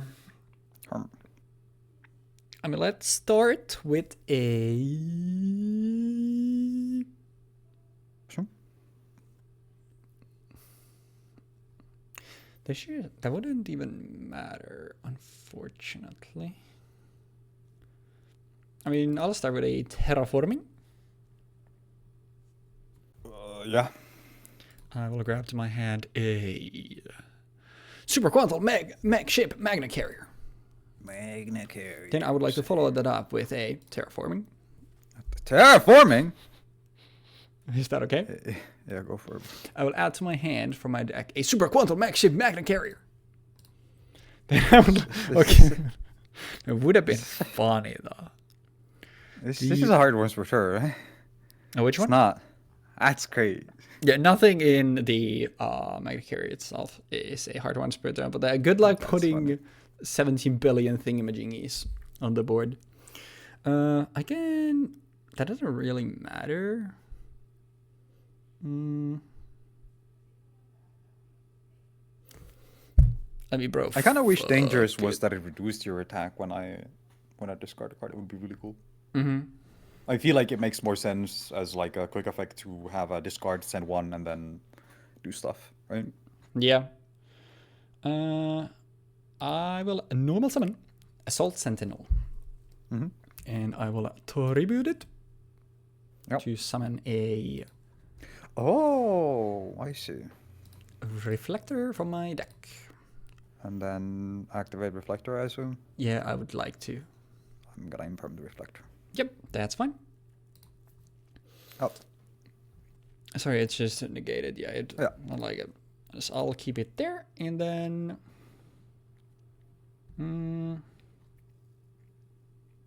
that's fine. I will simply set one and pass, and Dangerous will die. Well, on the trigger of popping, I discard one to send a Destiny Hero to the graveyard and gain attack. I would like to send gain attack, which immediately will fucking die. Yeah, and then it pops the fuck up. Yeah. Seems pretty good. And this will then... That's funny. No, I was just thinking of one thing. That's fine. Okay, stand by. Activate the effect or draw hand. Yep. I would like to summon draw hand. It doesn't lock me, right? No. Then, If considering lock you, if I activate the effect... So I'm going to put it in attack just in case.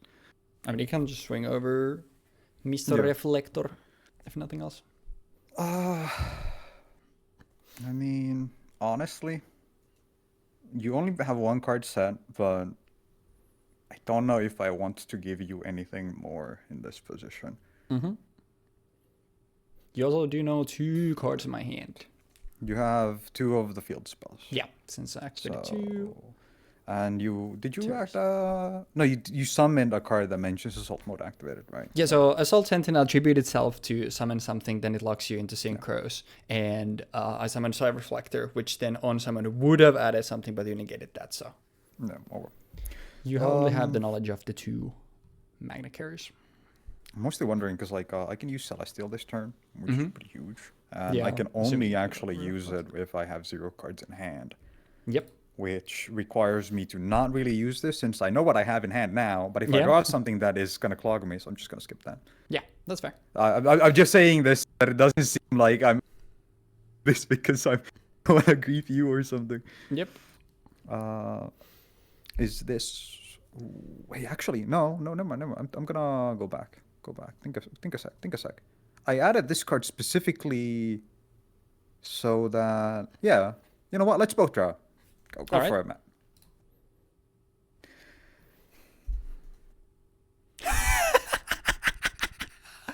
And this is the type of greed they talk about in the Bible.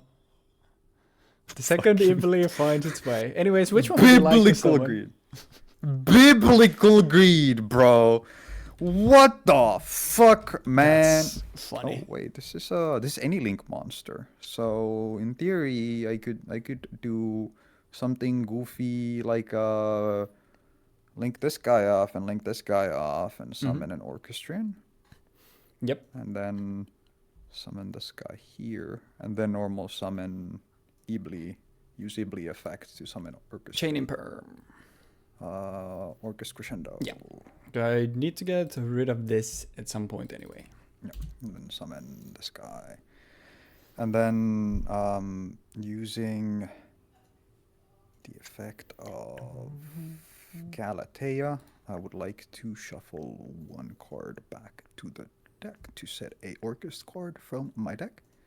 I would like to shuffle back, I think, Symbol Skeleton in this case, to view my deck, to set a thingamabob. Yep. And then this is one effect per turn and all the ones. Okay. Correct. Then I would like to use Ibli to summon out Nightmare Mermaid. And then I would like to activate the effect of Nightmare Mermaid, discarding Ibli, Yep. to summon out Nightmare Orcust.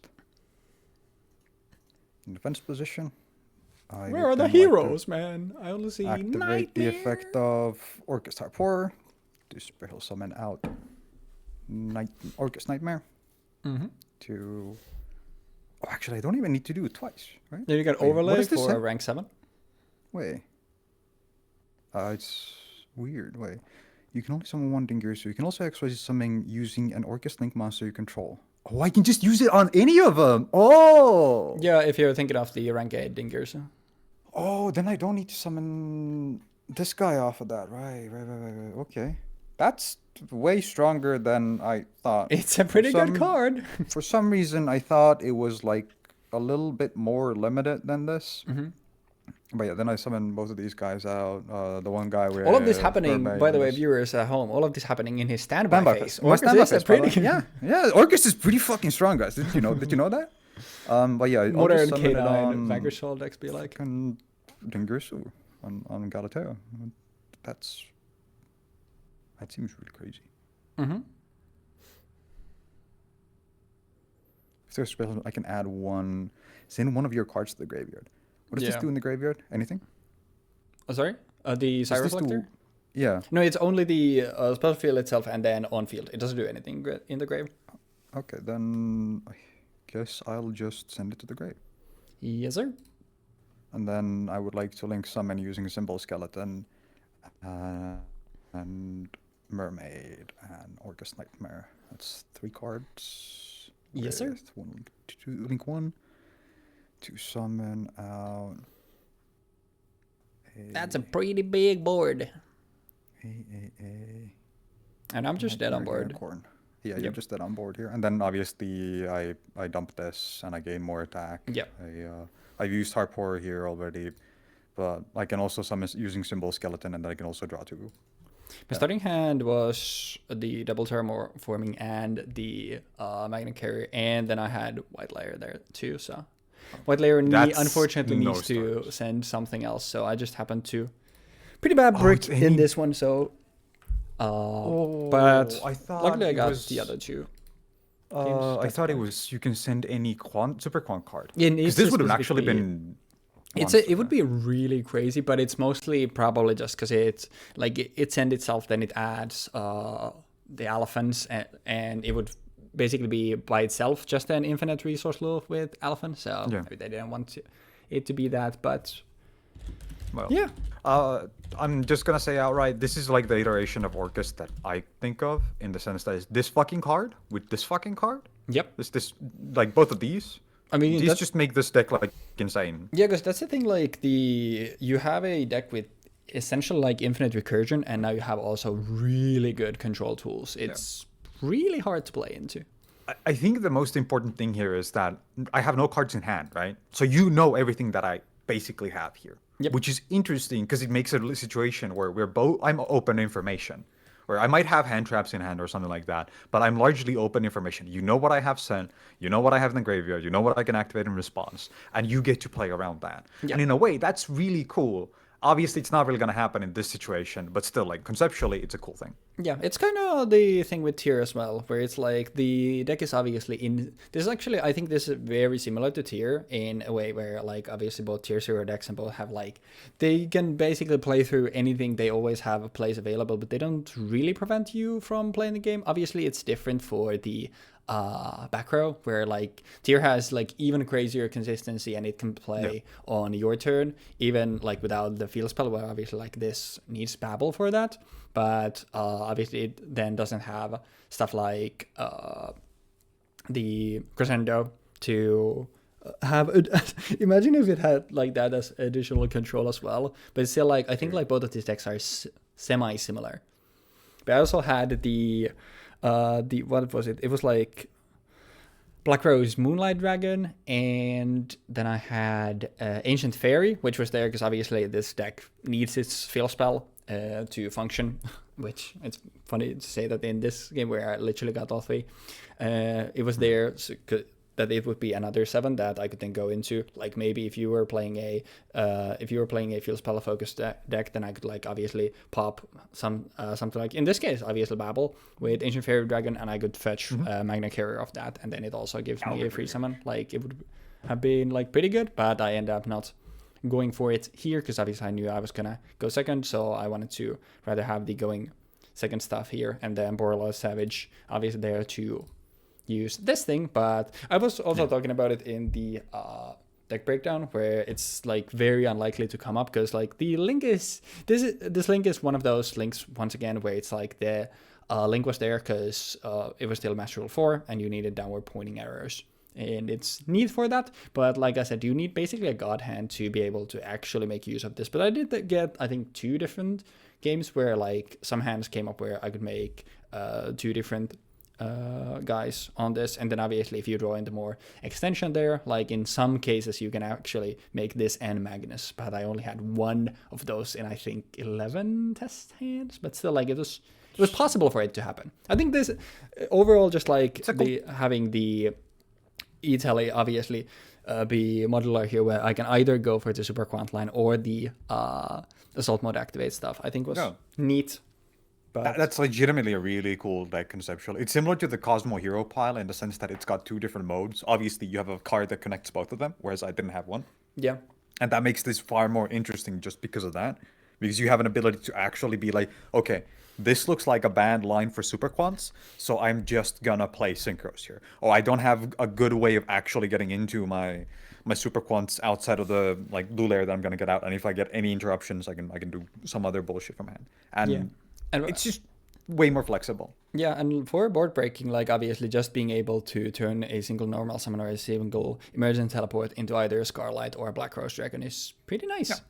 Obviously this like both Longirsu and Orchestra giving themselves like protection meant that like in the matchup, this matchup in particular, like it wasn't that crazy, but it's still like it's neat. And there's also like there is the line which might come up where obviously if I have Magnus on board and then I like rip from the top a Sire Reflector or an E-Tele, like I can make Scarlight or Black Rose and I can nuke the board, but if I have a format or more Magnus, then I keep that on the board still, which is obviously really good.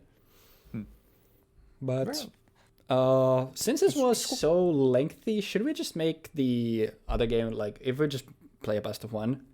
Sure. Probably better.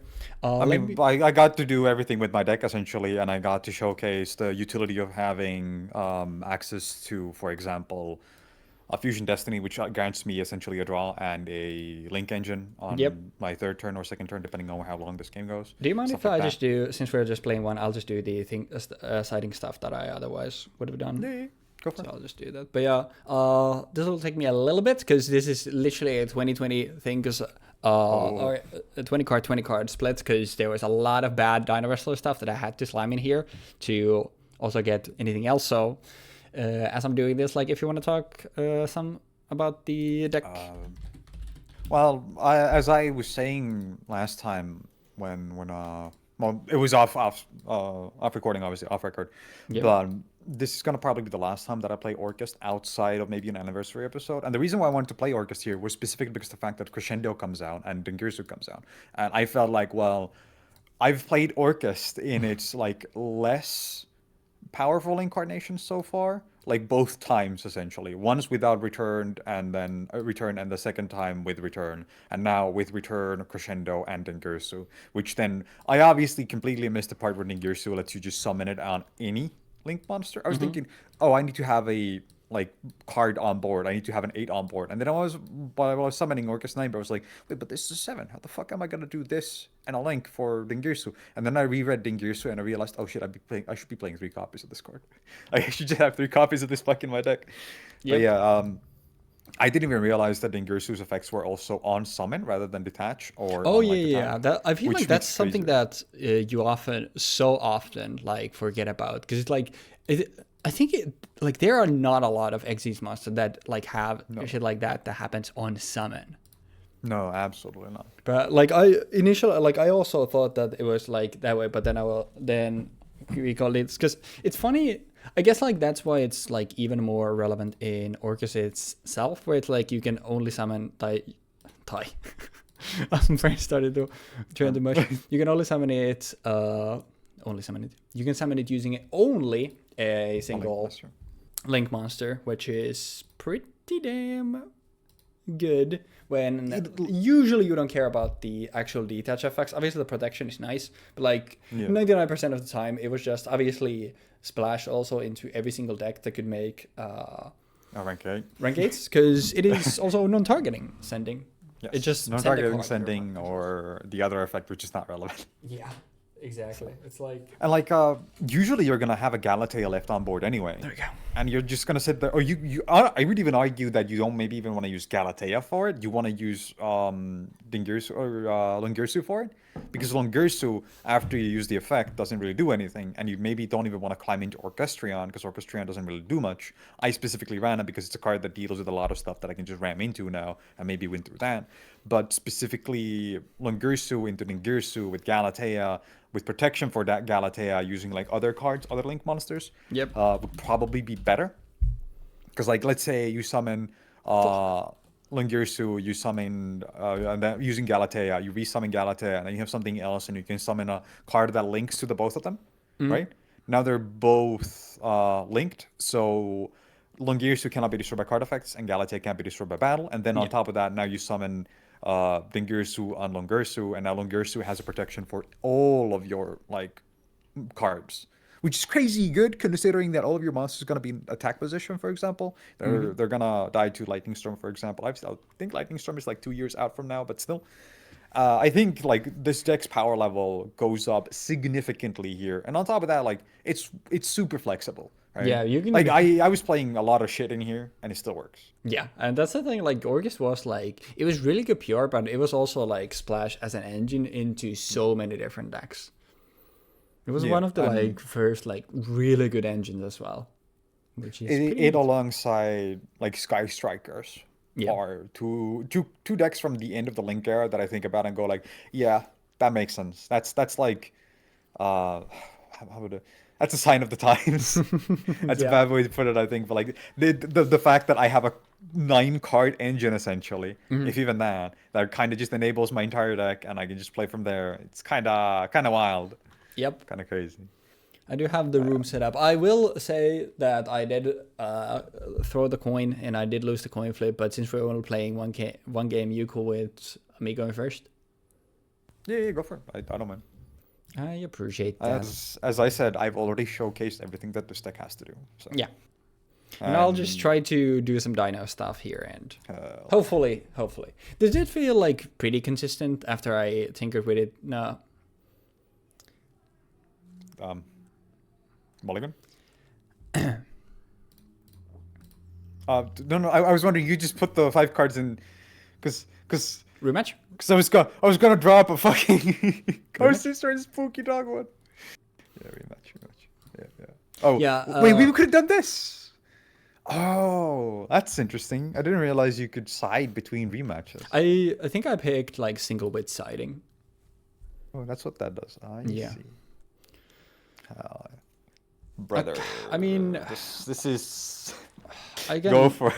I can play with this. It's just like my first hand was Called by the Grave, Valor, Ash Blossom, UCT, and Pankratops. So it's literally literally can't do anything. At least here I have Overraptor. It would have been kind of based to call Blind Place. Actually, wait, this even doesn't do anything because it's like I pitch something, but I don't have a way to summon anything else. This is really funny. You can draw one of the level 4 monsters on the field and destroy it. Yeah.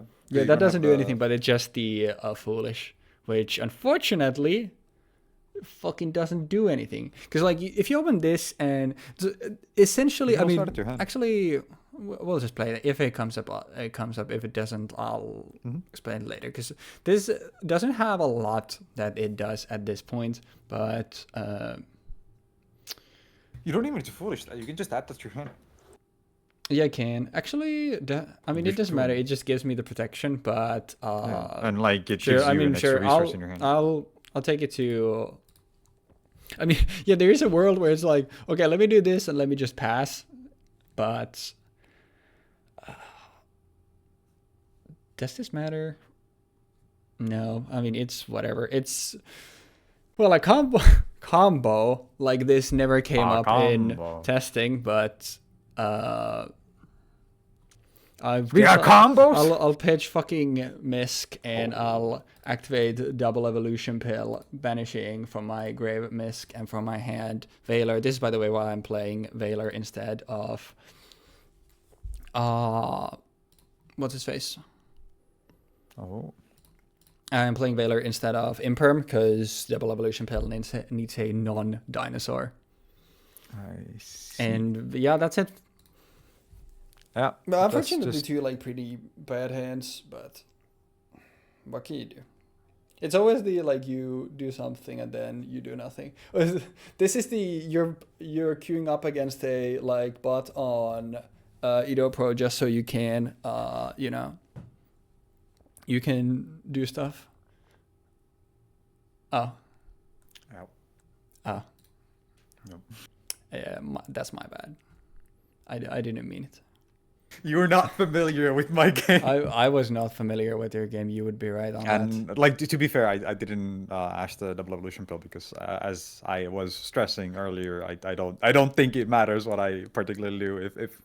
Yeah, fair. Like the stuff that I think I'd rather doesn't much. Anyways, I'll just normal this, so I'll have the target. I'll go Overraptor. I'll pop it, and then it'll revive itself because obviously there are no other targets. This can't attack whatever I summon off this. Wait, what?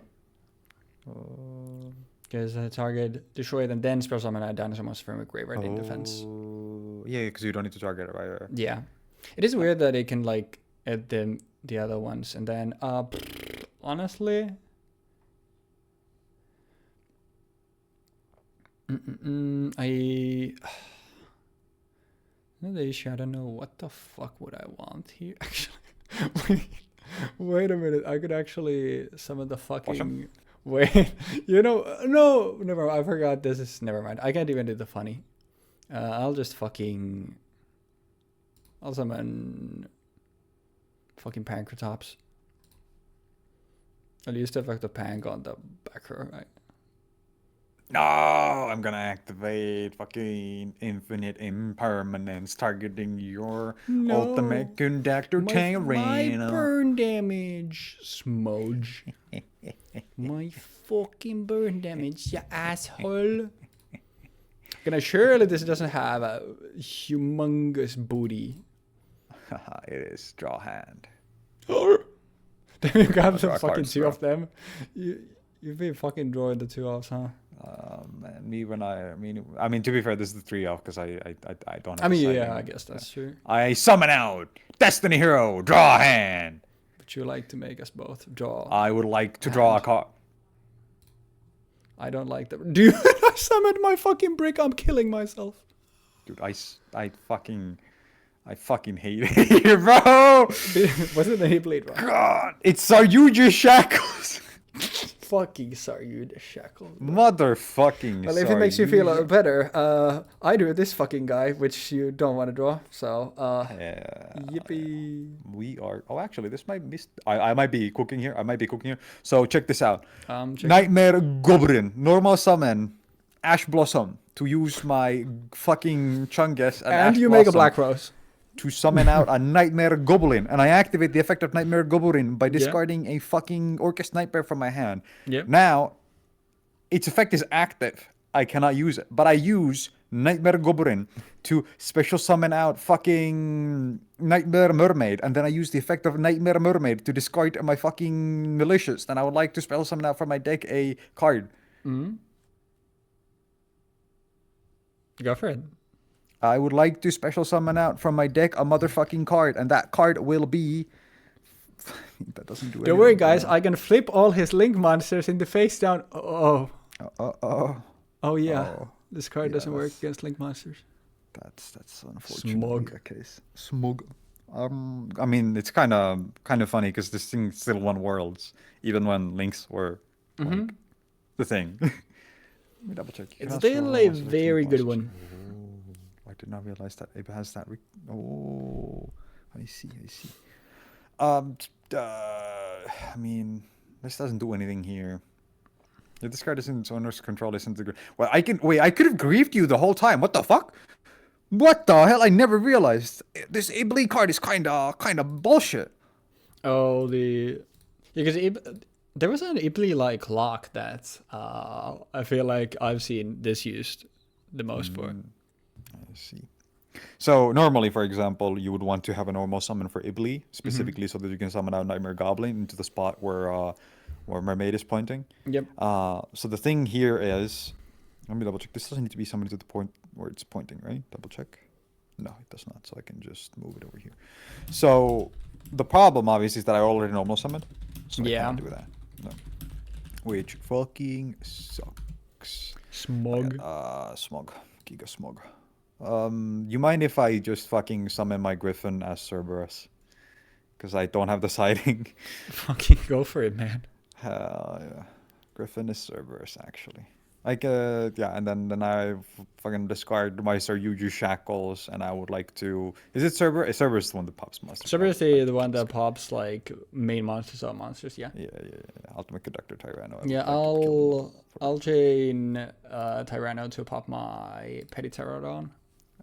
Which will then give me a Dibahalibhiha, which, I mean, in this case, it's just the fucking boring ass Pankra, which summoned, and then I'll just would attempt to Spabadihibida. Okay. I would like to banish from my graveyard Malicious to summon out Malicious. Yep.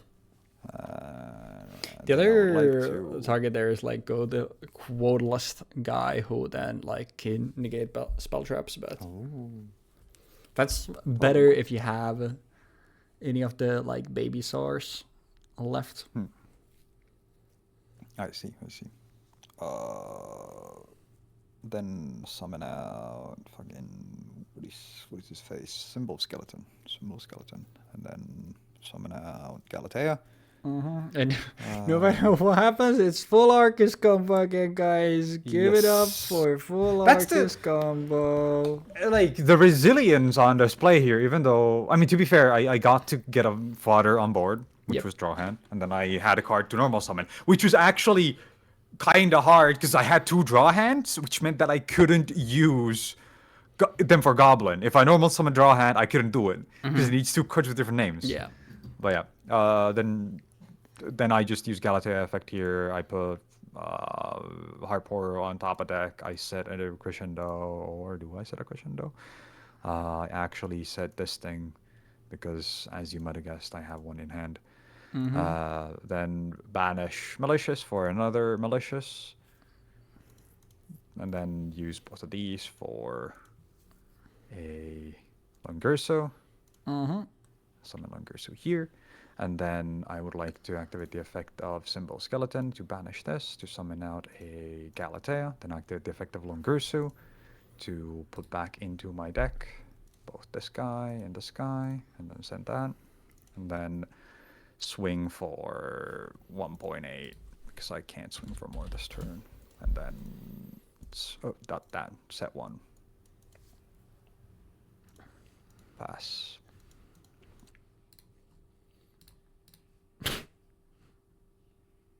Well, that's actually funny. Fire off Lost World. What the fuck? It's the good feel spell. Okay. Oh, actually, I should probably just. Oh wait, that would have traded. Never mind. No, yeah, it would have. Never mind. Normal Oviraptor. Oviraptor. If the side works, is it? We're getting close to 6 p.m. So duel invoke as per usual. Doesn't want to work anymore.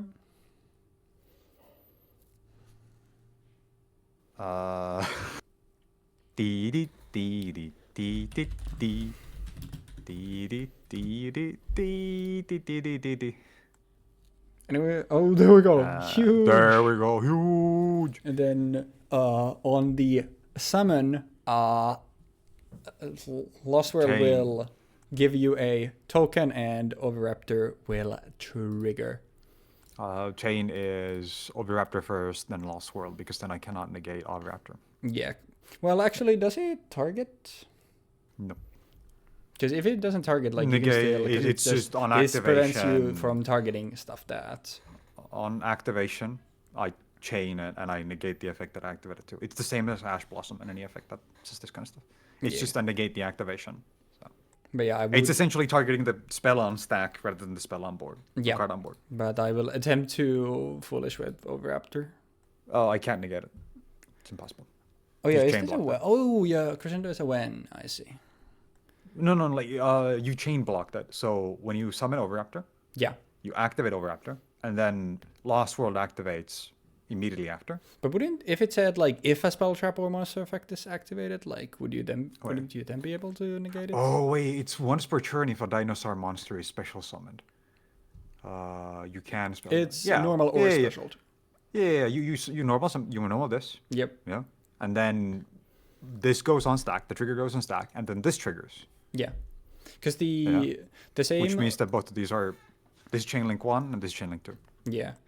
The issue so I cannot negate this anymore. Yeah, the issue is like obviously if I had Giant Rex not in my hand, I could do stuff. But yeah, like I forgot that Crescendo was also when, because the same like idea works with Salamangreat, where like you're going for you get normal any salad name, you use them to make Baelings. Baelings get summoned, and the Baelings links on link summon goes to search for Sanctuary. This Baelings effect is chain link 1, and then you chain Gazelle, which is like if a salad is sent to your grave, where when it's in your hand you can special it, and obviously then that's chain link 2, which means it's the most recent thing that's happened, so you can't ash the Baelings, which way you get away with playing just one Sank. Anyways, I would like to pitch a Misk to make my dinosaurs unaffected by your activated effects during this main phase. Wait. And wait, I'm looking at something. Mm-hmm. Because I'm not affecting the card.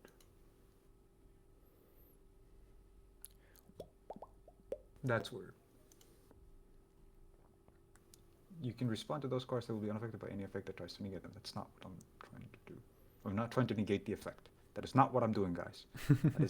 that is different from what is being asked. I'm doing something else. Because, like, so here, for example, imagine you have a card that says, I cannot be affected by card effects. Yep. But that card activates an effect, and now you say, you cannot activate that effect. You're not interacting with the card, you're interacting with the mechanic of activating a card. If that makes sense. Like it's weird because it's like it feels like you're playing a card on stack essentially, like an MTG. Right? Yeah. And a card that says negate the activation would say when it's on board, I'm gonna target that, and that doesn't have an effect anymore, and then it doesn't work. For example, that's not how it works in Magic at all. But still, whereas a card that says negate the activation is a counter spell. It just says on stack that card doesn't happen. That's not a creature. That doesn't have its text. That does not resolve. I'm trying to find an answer for this because I'm curious. Because Crescendo is for activation specifically. Yeah. Can you monster with unaffected by your opponent's active speed? No, that's not what I'm asking again. That's annoying. Because like this might come up again in the future. In the future, specifically yeah. Because of So I'm trying to confirm or not. Because I've never actually ran into a situation where I had to check this. Yep.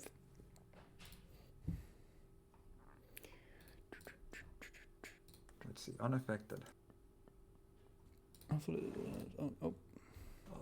Conditions, activations. No, that's not what I'm looking at. Yu-Gi-Oh fandom. Let's see. Cards that are unaffected by card effects can still be used to pay the cost of activation of card effects that are of the same card type that they are unaffected by. Which. Okay. They can also be spell summoned by card effects. Yeah. Because they're not on board, so they don't have their card text, guys. You don't need to specify that. Card effect is applied. That is unaffected by effects of the same card type of the. Still resolve if a card is unaffected by card effects. That effect solely applies to the card itself and not the players. Cards that are affected. Is there no one who can answer this fucking question? Whatever. Just keep going. Okay. I'll keep researching because if you read what this says, it's not negate the effect. It's negate the activation. It's not like dealing with the card. It's dealing with the mechanic, and then it banishes the card, which then affects the card, and that wouldn't work. Yeah. But like, yeah. Finish one. Yeah, I actually have no idea which way this will work either. Yeah. You think there have been more times in our series where like we've had cases of one of us cheating or stuff where it's something comes up and we gotta go like, wait, 100% how does it work? ladder. 100% ladder. You think? Because like I feel there have been instances where we both obviously cheated, but we ran it back and it's just been fixed. But in cases like this, it's like, wait, does that work? Because like every time that we stop to think about these things, it's essentially a moment of, hey, are we cheating? Is this bullshit? And then like we're walking it back, which means that they're usually tied to one another, and then we just could say, fuck it, use it, do it. Because it's easier that way. And I think it's I'll just fucking use this on the Miscellaneosaurus, so it's better that way. It's easier that way.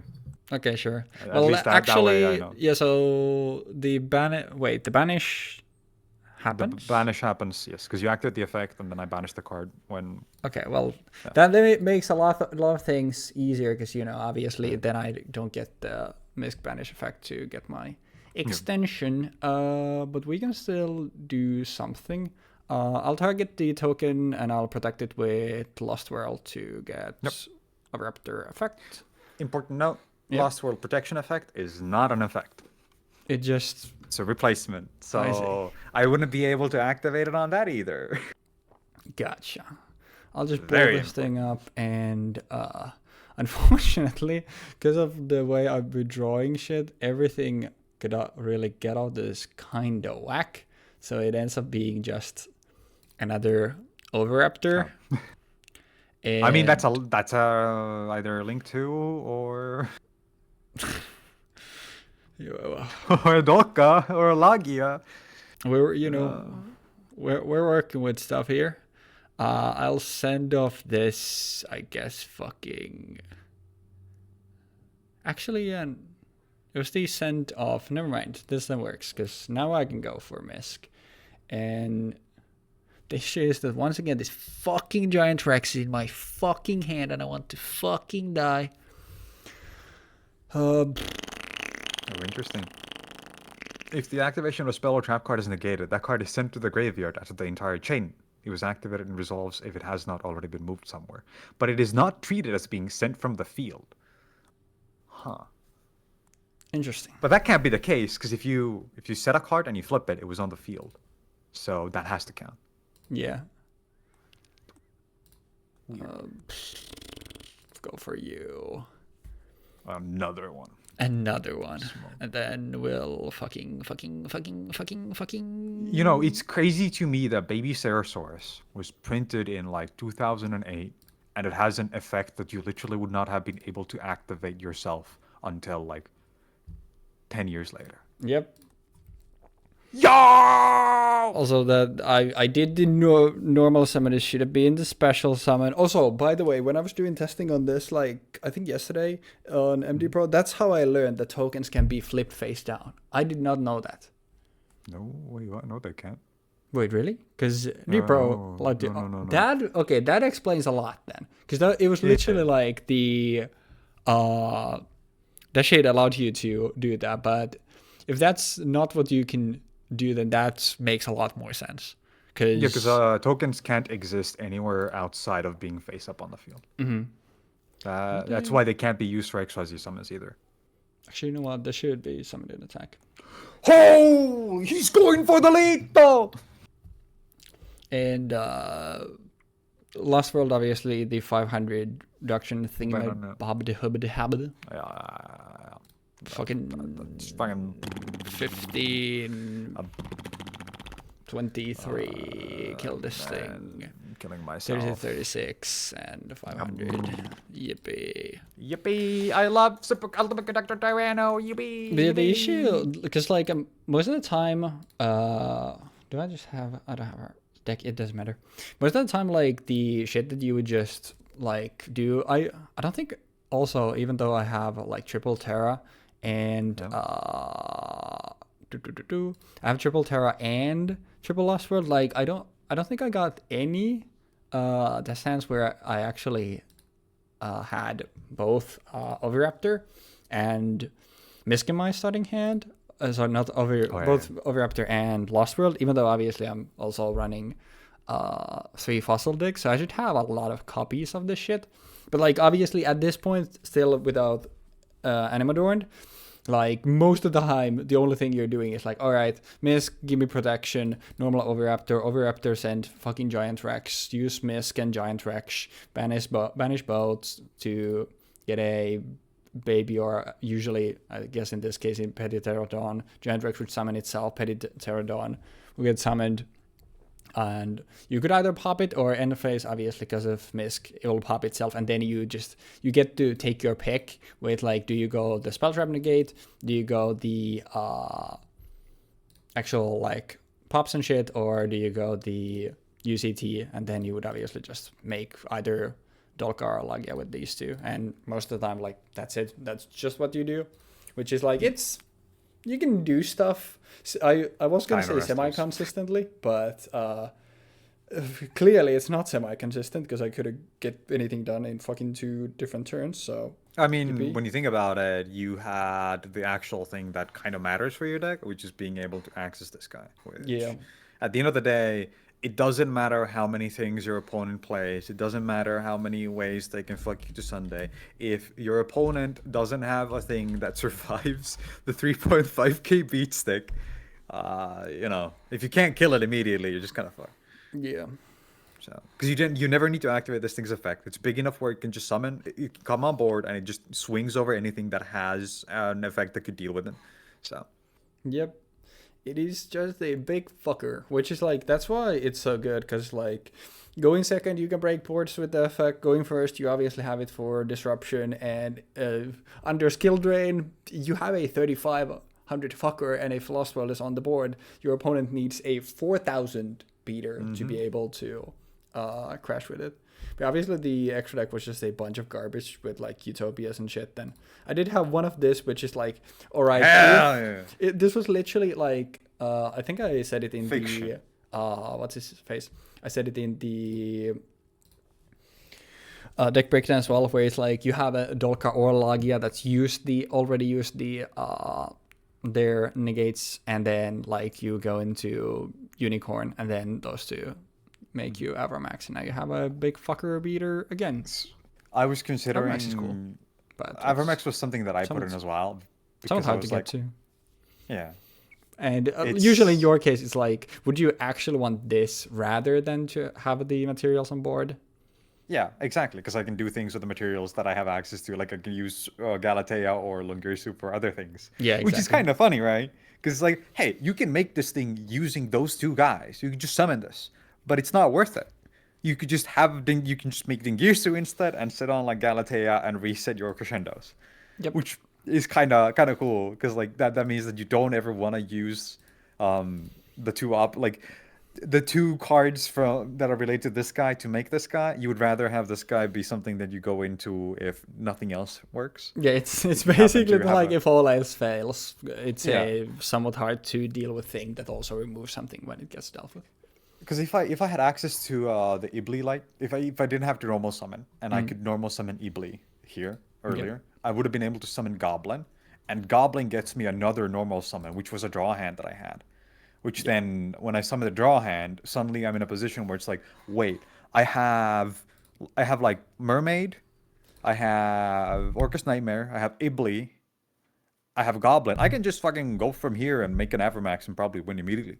Yep. And obviously I didn't do that, but yeah. That would have been like the line, which again is like, this is the other side of the deck. This side of the deck can usually never go into the actual like Orcust side without having to resort to using cards from the graveyard and having cards that are sent to the graveyard from that. Yeah. But the kaijus here, obviously, Jizukiro, usually the last one you want to be using because it's so big, but obviously the nice thing about UCT is also that doesn't matter. There is a negating Chungus, doesn't matter. Drop a Jizukiro on it, and then you can just flip it to face down defense. Exactly. Which is like why this deck did win Worlds, right? Yeah, because the thing, like you can set up negates going first, which is powerful, or you can really well break boards with kaijus. Yeah. And use it to go second. This is the first time that we've seen Ultimate Conductor Terreno after the last episode. Yeah. The forgotten episode. Yeah. Yeah. The episode that didn't happen. It didn't happen, guys. Which is crazy, because it's like after that we've got so much. This is the first time that we've seen UCT, because for whatever reason we skipped the structure deck episode where it was kind of weird, guys. It was really weird. It just didn't get uploaded. Yeah, it's kind of crazy. Yeah, it's like faded into the abyss. Yeah. But yeah, like this deck really showcases UCT better than the structure deck does. Because like obviously we have Lagia, we have Dolka, and then we have other stuff now like Prankertops. Prankertops being like a really good card that you can actually just fucking use for shit in this deck too, by popping in for stuff if you need it. And obviously you had Giant Rex somewhere here. Yeah, it's here. Yeah, Giant Rex is another card that's pretty good. Yeah, really good addition. Yeah, and the thing is just like having the Petty Pterodon into this lineup where it's like you can pick do you want just any card pop, do you want a spell drop negate, or do you want the Mass Book of Moon? Like it just gives you such a nice line. And there are some hands obviously that can also get you to both Dolka and Lagia, but they just didn't come up here. But like if you open Lost World plus Misk plus Overraptor, like you can do anything you'd ever fucking want. And then if you happen to have also like Valor and Double Evolution Pill there, which would be like the literal like craziest hand possible, then obviously that's also really good. But dinosaurs are neat. They're very, very good and very resilient. They only keep getting better with time. I think the next big thing that they get is still some time away, because I think that's Scrap Raptor. No, Animador and Adarkazar is before that, which is obviously really big, and then after that it's Scrap Raptor, and after that it's kinda a lull until the like super recent dino stuff comes out that basically look like aliens. But yeah. It'll probably be quite a while until we see dinos again. But yeah, I don't see us actually playing them again, mostly just because they don't really get anything past us. Yeah, it's like I want to say that the Animador Argosaur episode is also like that's like the only support card they get there. So like if I were to play this deck again, like that would be when Scrap Raptor comes out, if there's a possibility there. But that also depends if there's some other stuff in the sets as well that I wouldn't rather play. Which like I think that dinosaurs are neat, but they're not like my absolute favorite. It's like definitely on the like higher half, but like especially like even in this episode, like it's not to the level of Salamangreat, but I definitely think that Super Quants are like also another deck that I kind of like didn't know anything about before going into this series, and like playing them now 2 episodes in the series, like I've actually really grown to like the deck. Oh, yeah. I think it's I think very that's cool. it's really interesting that we're still getting decks that are actually like decks from a while ago now. Like this is Pendulum Era deck. Yeah. This is for like five years ago, and they're still like Don't coming say that. like 5 years ago in terms of like the timeline of that we're doing. It's like Yeah, I know, but 2015. that's scary. Yeah, but for actual timeline, it's 12 years ago or something like that. It's like over almost a decade old at this point. But yeah, like the fact that we're still getting to play these decks and they're actually performing, it's really cool. It's really nice. Yeah, it's. I don't know. I doubt I would play Super Quants in the anniversary episode because, like, I guess like the probably like if I'm like just off the bat like thinking like what would I pair with like would be like Dangers. I think like that could be neat because they Dangers also have 3s and 7s. Obviously, like you could just throw in triple Chuchinoga, triple Jackalope, and triple Nessie, and I feel like that Loki would be pretty decent. But I don't know if that would be interesting enough and to weren't playing because I think the Synchro stuff was also neat. 5 decks is gonna be it feels like a lot, but then when you're thinking like what all of the stuff that's come out in this time, like it's gonna be hard to limit it down to 5, but we'll see. It's definitely an idea there. I will already say that I doubt I'm playing Salad because I know there's an upcoming episode where I definitely play Salad, and I think like 95% of the stuff that you want in a Salad deck at this time will be in that. So stuff like that where it's like I play a deck and then I would basically play the same exact deck a few episodes later in an anniversary episode. It just feels wasteful, and I'd rather use the anniversary episodes to play stuff that maybe I've only played once and didn't get to do the stuff that I really wanted to, or it's something that like, okay, I'm never getting this stuff in otherwise in our series, and this is the one time where I actually get to do that. Yeah. Having said That's that, fair. we'll see if I would play Galaxy Photon only to throw in triple trading, and otherwise it just looks like the same garbage because their Galaxy Eyes Afterglow will still not be out at that point. Smudge. But we'll think about it. But it's been a lengthy one, so I think we're gonna call it there. Almost at 2 hours length. But thank you for bearing with us. Anything to say about Dark Neostorm before we get out of here, Jeexx? I am quite excited to see where we go from here because this is the point in time when I just went like, yep, I think I'm gonna not bother looking at anything about Yu-Gi-Oh anymore. Yeah, so it's going to be a lot of like stuff for you, which you're going to be literally reading for the first time. It's like, what the fuck? Like, I'm gonna look at cards and be like, what the fuck is this shit? Like, we had this when we were looking at these cards as well, last week. exactly. So Yuji Shackles was like, what is this card? I've never seen this card in my life. Which is, legitimately speaking, that might sound like, what is this guy talking about? Like obviously you haven't seen this cards. No, I've seen like 90% of the cards that have been released up to this point. I have seen. I have known that it exists. And I have a friend who knew like 100% of these cards.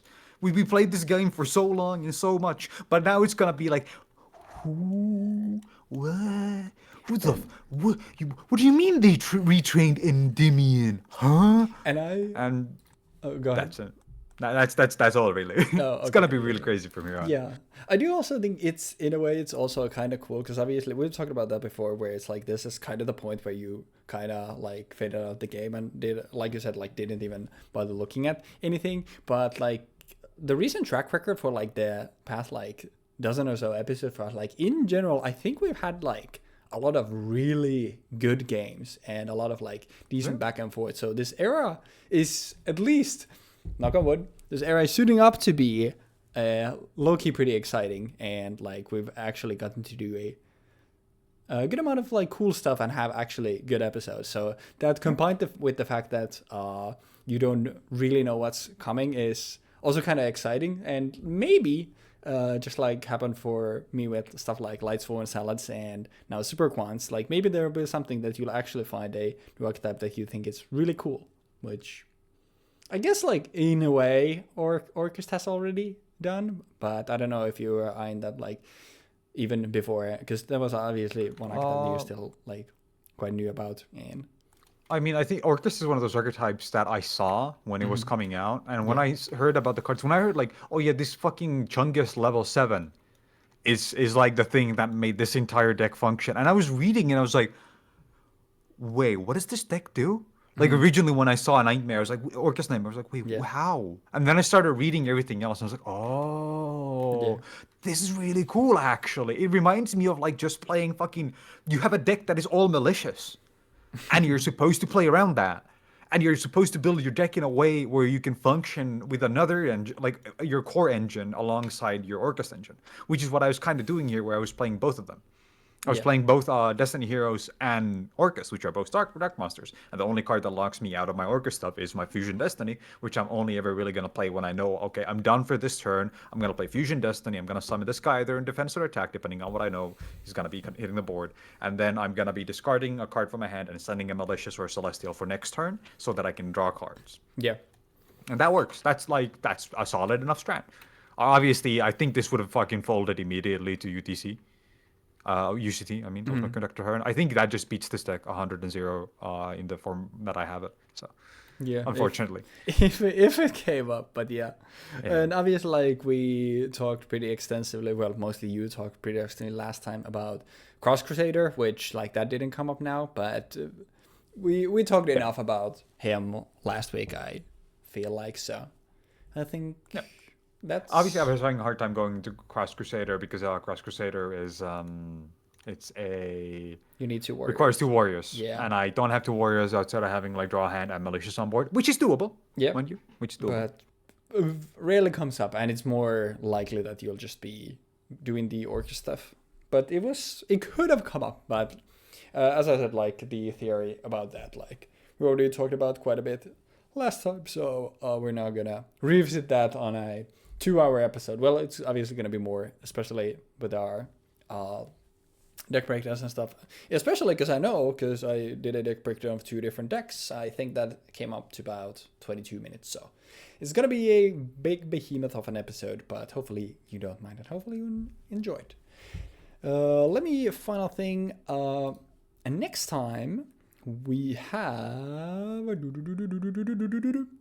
Battles of Light, Heroes Revenge, which I think that we also talked about last time. You said that was the one where Ferris comes in? That's Ferris. So that's another... another one! 3 episodes in a row, put a +1 on the hero counter, guys. Dude, remember how we were like, am I gonna have time to play like 7 games of Heroes in the next like 14 episodes? And the answer is yes! Yes, the answer is resounding yes. Yes, you will. But so tune in next time to see what is going up against said heroes. Thank you so very much for watching. We'll see you next time for Heroes Revenge, and have a great rest of your day. Peace.